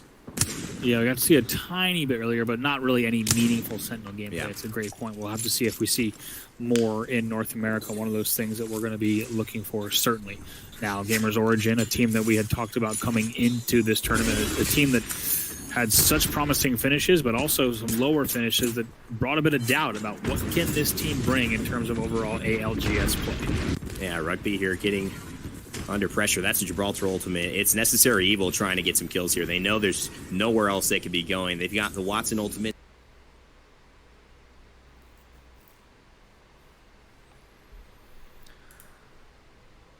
What's going on with their stream?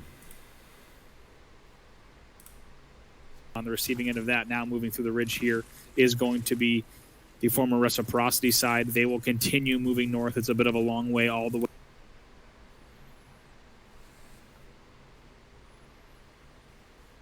Side, they will continue moving north. It's a bit of a long way all the way up to Refinery, and Wacko here going for that Evo shield. Yeah, and I think this is the risk that we're going to see in competitive, since poking doesn't really happen as much in the early game as it does probably towards teams 15 to 10. When you get to 10 teams left, it's usually in a game in a lobby like this. And so I think you have to just allow that person with the Evo shield to try and survive. You have to almost protect them a little bit so they can get into that poking situation. You're set up. You don't have to rotate any aggressive spots where you couldn't survive a big headshot from a wingman or from a sentinel, etc., which he currently cannot right now at that level 1.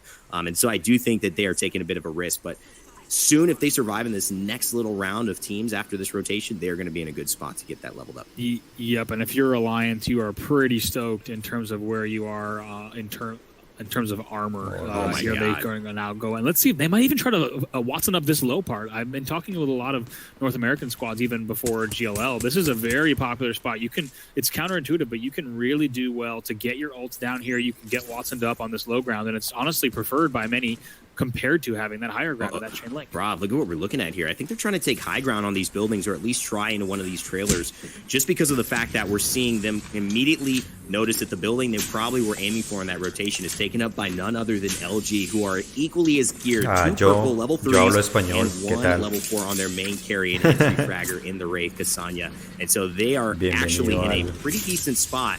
May end up finding out that they have to hold Aquí that viendo el torneo en Europa. Into what is a very contested zone. Este es el último juego. Absolutely. Now taking a look at things a little bit more calm for Winstrike as they get out of dodge and live to fight yet again. As with several long-range shots coming in, they're able to get down that Gibby shield, though, heal up, and now get all the way into the Refinery station. Yeah, this is important as well. You'll notice that a lot of these fights that we've seen in late game don't end up on these staircases, but it's a decent place to kind of limit the opportunities for people to third party you and at least be ready to go to the high ground and then make some type of fast transition. But Necessary Evil, their aggressiveness has paid off quite a bit. They're running some pretty decent weapons here as far as being able to poke and get burst damage, and you can see it's paying dividends. Already cracked the shield there, Brav, and he's already got a kill to his name, excuse me, as the scout comes out, but he's got to force himself back after taking too much damage. Absolutely. Now looking at Doctor here, going to try to fly back in, able to get the crack now. Should be able to get this finish. Yes, indeed, gold res is the only thing slowing that down. He's going to be forced to take the board as well. Has to go through the washing machine, and then going to come all the way back. And now 16 squads remain. And Myth noticeably getting a kill with the Sentinel, and that is something that, again, we've been mentioning.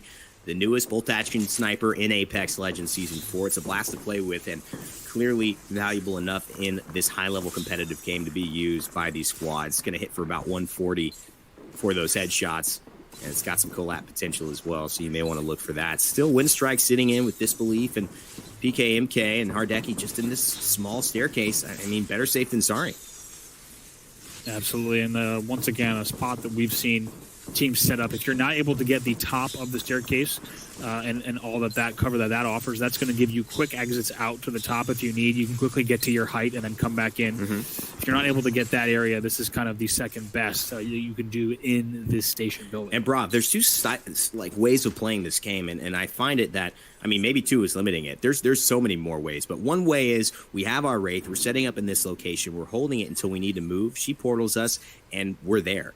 Another position that we've seen teams like Alliance taking, which has been really effective, is simply being where they need to be from the very start. They're not counting on the Wraith to portal them out noticeably to get to, like, from not a safe position to a safe position until the very final circle. And so it's interesting how their approach is actually, like, taking a lot of weight off of them and keeping them pretty low-key until those big-time fights. Yep, Necessary Evil with pings down in the building, indicating that's where they will likely locate to next once the pings also on the station. So some discussion amongst this team certainly on where they want to rotate to next. Right now, they have the highly coveted high ground that's just, as we talked about, northeast between Epicenter and Refinery. Gives you tons of options, tons of cover to engage, disengage. And really, you'll always see a team setting up on this area if we see anything around Epicenter, Refinery, end circles here. But Necessary Evil, a team that certainly needs to put together a good performance if they want to have a top placing here. If you're just joining us, as a reminder, Alliance in first place. We did see Crow Crowd, though, climb into third with some big games 3 and 4. And we're looking to see many more teams from rocking. as well. All teams are rocking Watson. As we mentioned, that clip, if you haven't seen it, I retweeted it on my timeline. Went absolutely Super Saiyan with the Prowler. This time he's rocking the flatline. He's got the Anthem receiver. And he's not Alliance, the here, leading which is team, actually is one of the, rocking Caustic. I think one of the premier opportunities to use that Anvil receiver, because that hip fire and when you're ADSing in that mid range is going to be so much better. But from long range with a 2x bruiser, I feel like that's the chance to hit hard and often, especially with the headshot potential it's got. But he's just going to content to poke, and Triumph sitting pretty as well at the top of the staircase. Absolutely. Now taking a look. Gambit, a team we haven't talked about as much as we perhaps would have liked to in terms of the talent onto this team. And now Gambit in a tough spot. That's going to be Sunset, as well as Ligorian Article trying to keep him alive. Looks like Gambit will be able to get that heal off, though. And Gambit as well looking like they're in a pretty good spot to continue to perform here. And these teams not only just fighting for success and money, which was an influx of $300,000 in this prize pool, which is just an amazing thing in a time like this for these pros. But, I mean, they're fighting for, I think, recognition as well. A lot of teams haven't been saying the name Alliance in scrims on Twitter in these situations. And so I think now we're seeing new stars potentially start to arise here, at least on the European side of things, as North America is coming up right after this. Right. I mean, keep in mind, Alliance is a team that came in from their semi-9th place, even though there's a team we've been watching since the beginning of competitive Apex. 39th in the last online tournament, right? So it's not even a footnote, but 5th at GLL. That's what really kind of convinced a lot of people that, you know, this team really can hang, especially after their 54th placing at the preseason invitational. So now for them to be here in first place with 64 points, pretty fantastic. As a reminder, if you're just joining us, welcome to game number 5 of the Apex Legends Global Series. Bravo and Rain Day calling the action for you here. This is our 5th and final game for Europe. Alliance in first place, Weigers in second, Pro Crowd in third, and Necessary Evil. That is your top 4. And that is a beautiful situation as well. Necessary Evil in that top 4. So obviously trying to get a big win here. But Alliance still holding it down. They should not have moved. And LG, they should not have moved either. They have held up that back building on the side of Refinery on the very, very, I believe, northwestern side, so that there should be no issues in getting to a top 5 here. 15 squads, still 45 players. But it is about to be a lot less as this final circle rotation happens. As you can see, there's at least 4 squads, 4 to maybe 7 squads outside of the circle as of now, before they even start moving. Absolutely. Still a lot of buildings offering cover. And even in this next move, with the exception of that further The shit show starts southeastern in the side next of ring. the station building. Everyone's still going to have a lot of cover. Of course, that bottom team in the station is going to have to make a big push across the station building, but still a lot of cover here with these satellite buildings as we see 15 squads left, and that's going to be Hardeki, a PK knock onto Artico. And big longbow shots as well. Nice range there with the 8 times on the longbow. And that's the Caustic we've been talking about. Lowly's just been making so many plays here. The R301, one of my favorite weapons here, hitting very hard. Nice mid-range and a big headshot. Who needs consistent damage when you're just going to burst your enemies like Hardeki right there? A little wall hop as well, just for some style points. Absolutely. It also pops Phoenix here. And now that the Windstrike team will have a chance to heal up. Still 42 players left in the game. 14 squads total. 4 kills and a kill leader spot right now for Hardeki. And things are going to get pretty thin pretty soon. It's not too dissimilar, Rain, from the first game that we saw. Lots of cover and lots of interior spaces for these teams right now, but sooner or later they are going to be forced out of these buildings, and we are going to see at least a 50% reduction in teams in a matter of maybe 30 seconds or less. And that's why we cast Battle Royales, because it's a nice slow burn, and then it gets real exciting. 10, 9, like 8, your stocks just, 7, gaining 7, and 6, gaining, and then 5, suddenly 4. somebody makes a big don't trade. even- I feel like that's a bad I'll stay in time flex to just in say case that. we wait. I'm not going to get into Try it. again right before the game ends. People playing the stock game, I'm sorry. I'm just going to let that go. I'm going to say that's an L. That's a big That's L. a big It's L. I but hey- apologize. But hey, we got some fantastic Apex action here, and we actually do hear that Weigers and Cabrabula do take down Necessary Evil, just spotted That's in the big. ops feed by Jamerson, so big shout out to Jamerson for keeping an eye on the knocks as they come in. More kills coming in, 11 squads left now. And when you talk about taking a rid of a number 4 squad, that means you're just opening up so many points and opportunities for people here with still 11 squads left. It's just going to really be about the kills that they got, because it's only 1 to 2 points if you get to basically top 10 here in the same position that they've been fighting. So it's all up to Weigers to continue holding down this high ground here. And now Alliance looking really nice, but in a big fight potentially here. They're just going to have time to just back off and try and destroy that Watson ult.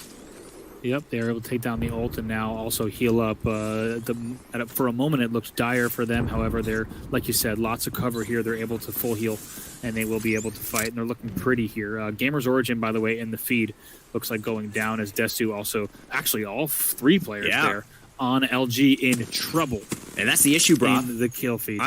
Sorry to cut you off, but that's the issue. They just essentially held down the most desirable spot in this entire end circle where everyone is trying to rotate. That big building on the northwest side of Refinery, exactly where every team is trying to set up. So they just put themselves as, if you ever played the board game Risk, you control too much territory, and then all 3 other players start trying to play against you. And so that's what ended up happening with LG, unfortunately. Just had the best spot and got unnecessarily pushed in on.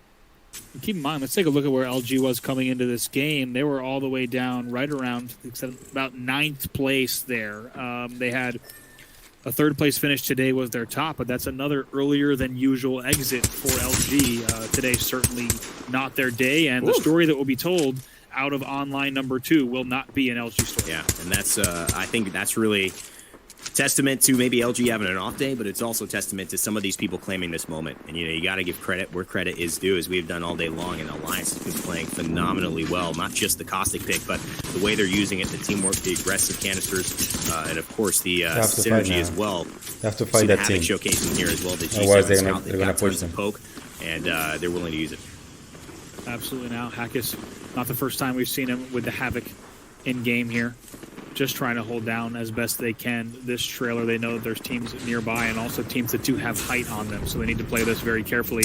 As we go back over to G Dolphin, who has to fly in right now, being pushed. Great job there on the crack. He'll go down immediately, though. It's going to be up to teammate Shiv to try to pick up some kills, as well as Thex. Yeah, and Shiv's still alive, actually, and it looks like he's going to be the one that now goes down. It's Thex who's found the heal, and so he has a chance for them. We'll see in the kill feed if it ends up being him going down as well. Alliance still sitting pretty as they pop the gas canisters, giving them some extra zone and some space to take care of it. The Havoc's going to go ahead and finish one off as well. That's Leodeds, and that is going to be Cababrilla actually potentially losing one of their main members here. That might be the last one. Alliance picking up even more kills, and if they didn't have a big enough lead going into this game, they're Top certainly 6. going to exit this one with quite a Hey, lead. they make They're it- still looking so strong. They are Top 5 winners. coming in, bro. This is They where are winners you already. have to try to make that move, but Alliance have been safe. They still have the Caustic ultimate potentially, and the Scout is definitely burning resources right now against these teams. Alliance Maybe opting though. for no Pathfinder. the story of the tournament thus far, in my opinion, Rob. It's just these guys playing their comp to perfection. Absolutely bringing in a comp that we, as you saw coming in from tweets from Hal, that a lot of people would not have expected to have had success in a single game, let alone have had this much success across a tournament right now.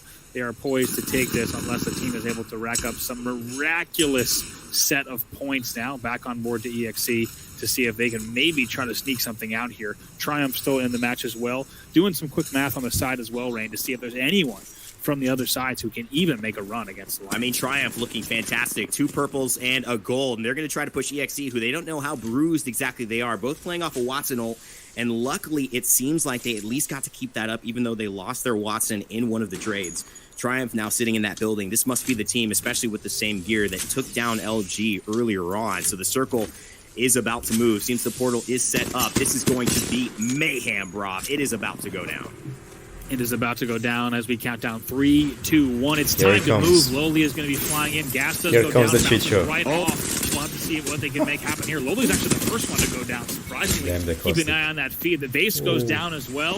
And we're going to see now, as Lowly does get finished, those are going to be tricky. 4 squads left here, and still Triumph picking up some kills as well. Oh, they didn't see him, but now they do, and it seems like one squad will go down. Couldn't get the Caustic ult off, Rob, and that is so huge. Triumph now sitting pretty. This is their game to lose. They've just got to push out. Graceful with a full Evo shield, showing off the new item, and I feel like we've gotten very close with this Mastiff in hand to finding our Game 5 winners. Just like you said, their game to lose here. They are in a perfect position, not only in terms of map positioning, but also in terms of loot, as they now might zip to height as well. 2 squads left. It's just going to be between Myth and Triumph. And Triumph already realizing that they don't know exactly how many members are up there. Could this still be EXE? I feel like they finished them off earlier on, but maybe somebody was able to rat their way out. It just doesn't feel like a full team push. You can notice the edge of the circle will be inside of this room. So Triumph, if they want, can play this inner door and hold it until 54 seconds pass up. They do not want to make... And actually, we do hear Jamerson giving us the tip and the odds that it is a 3v3 right now. It is a full squad versus a full squad. That's why they're playing this a little bit more cautious. I want to keep in mind, Triumph right now, right about in 7th place here as we take a look. So 7th or 8th place. So there's still a lot to play for them in this game. And 133 as well. And the Massive, now that Gibby starts to peak, only takes shield damage as well. And that shield's going to absorb all damage until it's broken. And so you don't want to waste a Mastiff shot into it, because even if it's got 1 health left, it will absorb all 130. Throws the dome down. Actually, the bombardment earlier as well. So they've got to push. Whoa. This is it, Rob. They're going for the win. And now they're going to be able to pull this out. And Triumph actually the first one to go down there, as we see Mady is the first one to drop. And we did see players there, EXE, able to pick up 2 kills there. They didn't push. Excuse me, just it's going to be a finish on Triumph. So still, just a 3v2. They've been battling this entire time. Playing this slow. The teammates didn't push. Yes, indeed. By the way, these 2 teams are in 7th and 8th. This is a huge battle. Still going to push. PK pops. Rob, they're looking for one more. Triumph in trouble, though.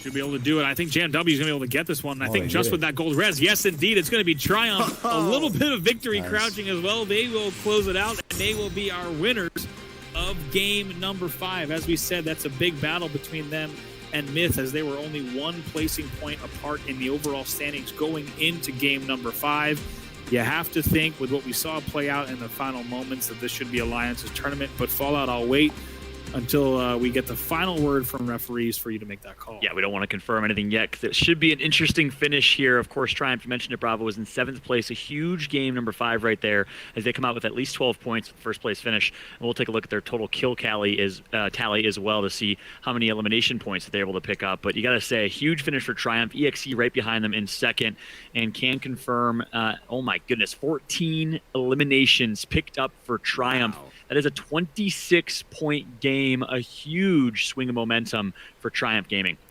I mean, I'm just going to say my team to look out for, and there you go, boys. You know, I touted them up during the preseason invitational. They didn't do as well, but they've really come back with a vengeance now. Yeah. And they put on such a performance there in game number 5.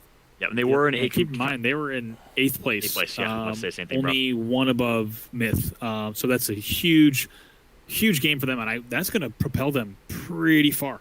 without a doubt. Yeah, and EXE was in, I believe, 16th place. So EXE with the second place finish, that might put them in the top 10, top 8 finish. But EXE is not in a position to try and propel past Triumph. You got to think Triumph with 24 points before. They just picked up a 26-point game, puts them in a great position. EXE did pick up 7 kills in total there, so not going to be enough for them. And then you had Myth in third. Alliance does it again with continued consistency in 4th place. Windstrike behind them in 5th place, with Any Smilers in 6th after that. Alliance also picked up just 2 kills. So you got to think Alliance so far ahead, should be well positioned to secure this one. Really, I think we're playing for 2nd place here. I mean, that game number 5, it kind of, if you're looking at the final results, that kind of, with the exception of Alliance placing in the top 4, that really took these standings and kind of turned them on their head a bit. You've got Necessary Evil all the way down at 13th, B100 still underperforming compared to their first 2 and 14th. So this is going to shake up the overall standings more so than any game 5 that I think we've seen in the ALGS play. That's a great call out. And what a finish it was to that one. We saw a brilliant play come in from EXE to give themselves a breathing life against the Mastiff with the Gibraltar. Ultimately, Triumph pushed up into a 2 versus 3 because they lost 1 and was able to come out on top by fragging out in a 2 versus 3, I believe was the numbers count, with a couple of shots put in. You call it the victory crouch bravo. I like that. That's tact, as ultimately Triumph did come out with a win right there. Well done and a good finish from Triumph. Yeah, it was very lots of tact there. It's a victory crouch, nothing less, nothing more. Nothing less, nothing more. It was great to see them do that too. Especially, I like the attempt to throw the bombardment and the shield and kind of create your space. But they used a lot of resources that could have really kept, I think, Triumph from making that push. I'm gonna wait for the ring close. You know, if they had that bombardment, then Triumph. Obviously, Alliance is the winner of this tournament. You know, they survived one time. The winner gets $21,600. Yeah, they kind of went all in with that push with the dome shield and with Gibraltar and the bombardment coming in as well. Gibraltar, of course, had no more opportunity to leverage abilities, and ultimately it was Triumph that came out on top. But outside of that final game moment, I know, Jamerson, you were taking some vigorous notes over there. You have the telestrator ready to break down some of the action from early and mid-game. Talk to me about it. Yeah.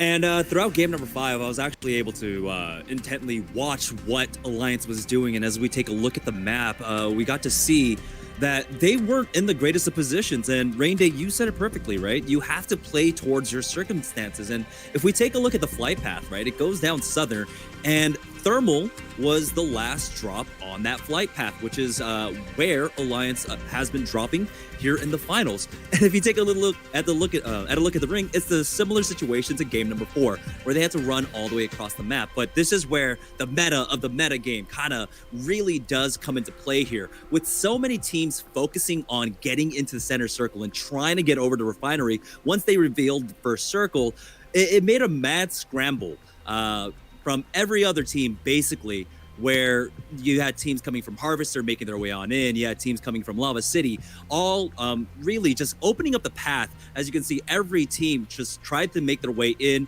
as quickly as possible. And in doing so, the fact that they all ran in over to Refinery so early on left basically the rest of the map open for Alliance to really just walk this in for free. And this is what they got to do because they are an edge team. They got to kind of leisurely rotate their way around. So coming out from Thermal, they were able to make their way up north, pick up a lot of bins, a lot of cursory loot here or there. And the surprising part was that once they were able to rotate over to this balloon, that Hakis, who was the Wraith player for the team, made a very ballsy move. They balloon on in, get over to this high ground position, and you saw that they were able to actually make their way in. You guys were talking about that low ground position by the gas tankers, and then Hawkins just makes the call where he goes for that port.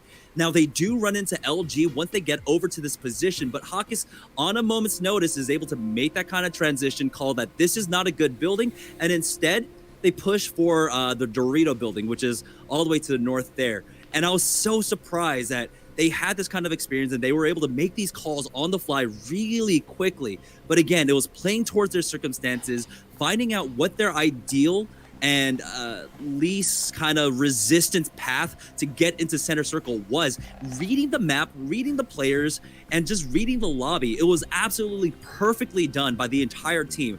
And I'm super impressed with what they did throughout the finals here. And, you know, Imperial Hal, he might be surprised, but taking a look at the decision-making that came out from them and this kind of rotation path that did come out from Alliance, it was super impressive, really good to see, very intelligent coming out from them. Yeah, it's a great, Jamerson, first of all, great breakdown of their route, because I didn't see their route prior to the second balloon. So just the simple fact that they're double ballooning to high ground, and like you said, the call to hit that portal into a more advantageous spot. I mean, zero hesitation on the shot call. You could almost argue that their comp was less of a story in that Game 5 specifically, and that their decision making is a lot to thank for why they have succeeded so well today. Yep, and I think ultimately decision making has been great every single game. I mean, talk about one of the worst positions to start in across map from where the ring ended up ending, and Jamerson, great job walking us through that, but still ending up in a top 4 spot there. So consistency has been the biggest story of Alliance in my eyes, with I think top 4, top 5 finishes, I believe, in every single game. They got first in the first game, they got third in the second game, first again in game number 3, fifth in game number 4, and then fourth in game number 5. So consistent performances from Alliance coming through and proving that they're one of the top teams here in Europe, and a really, really great show. All right, so yeah, Alliance is the winner. But let's go ahead and take a look at the overall standings here in Game 5. As mentioned, Triumph in first place with a 26-point game, which, by the way, I think is the highest amount of points we've seen in one game. Alliance and 70, overall, 76. to finish, we will have Alliance in first. Weigers right behind them with 51 points. Triumph is just 2 points behind. So a huge congratulations to Weigers for a phenomenal, consistent performance on their end as well. Crow Crowd right behind them in fourth. So Alliance, they get $21,600. The sixth place, they get $4,200. Gentlemen, anything stick out to you? Any surprises I think. here? Of course, The fifth place as well. Placing 11th. Same. Yeah, I got a surprise, guys. Or like $200 Acoustic more. won this tournament. Are you serious? Yeah. Like, Alliance I don't think were there's a rocking prediction I could have made. Caustic Like, I would, all the time. Everyone would Caustic thought it was was some crazy if I brave. said Acoustic is winning this tournament. So it's If not any of usual us said to that. see So that just proves how cool this is to see Alliance taking a such team an rocking Caustic anti-meta in a comp and making it work. tournament And it may or not be North America. competition, They may be able or to counter that especially well. when money The fact is involved. You've got professional players playing this game for a living in this lobby, and they still won. I mean, hats off to Alliance for making it work. Yeah, you see, that's where for the next couple of weeks until the next tournament, Alliance, if Alright, they ever guys. do play Caustic again, I'm they gonna have to finish wear it there, that and Iron Crown thank you Caustic for skin, because they are definitely the kings at I'll this see point. you By a next long time. shot. I'm just mad because every ranked game is going to be full of Caustics now, as everyone's going to say Caustic is in meta. That's I'm going to be true. triggered.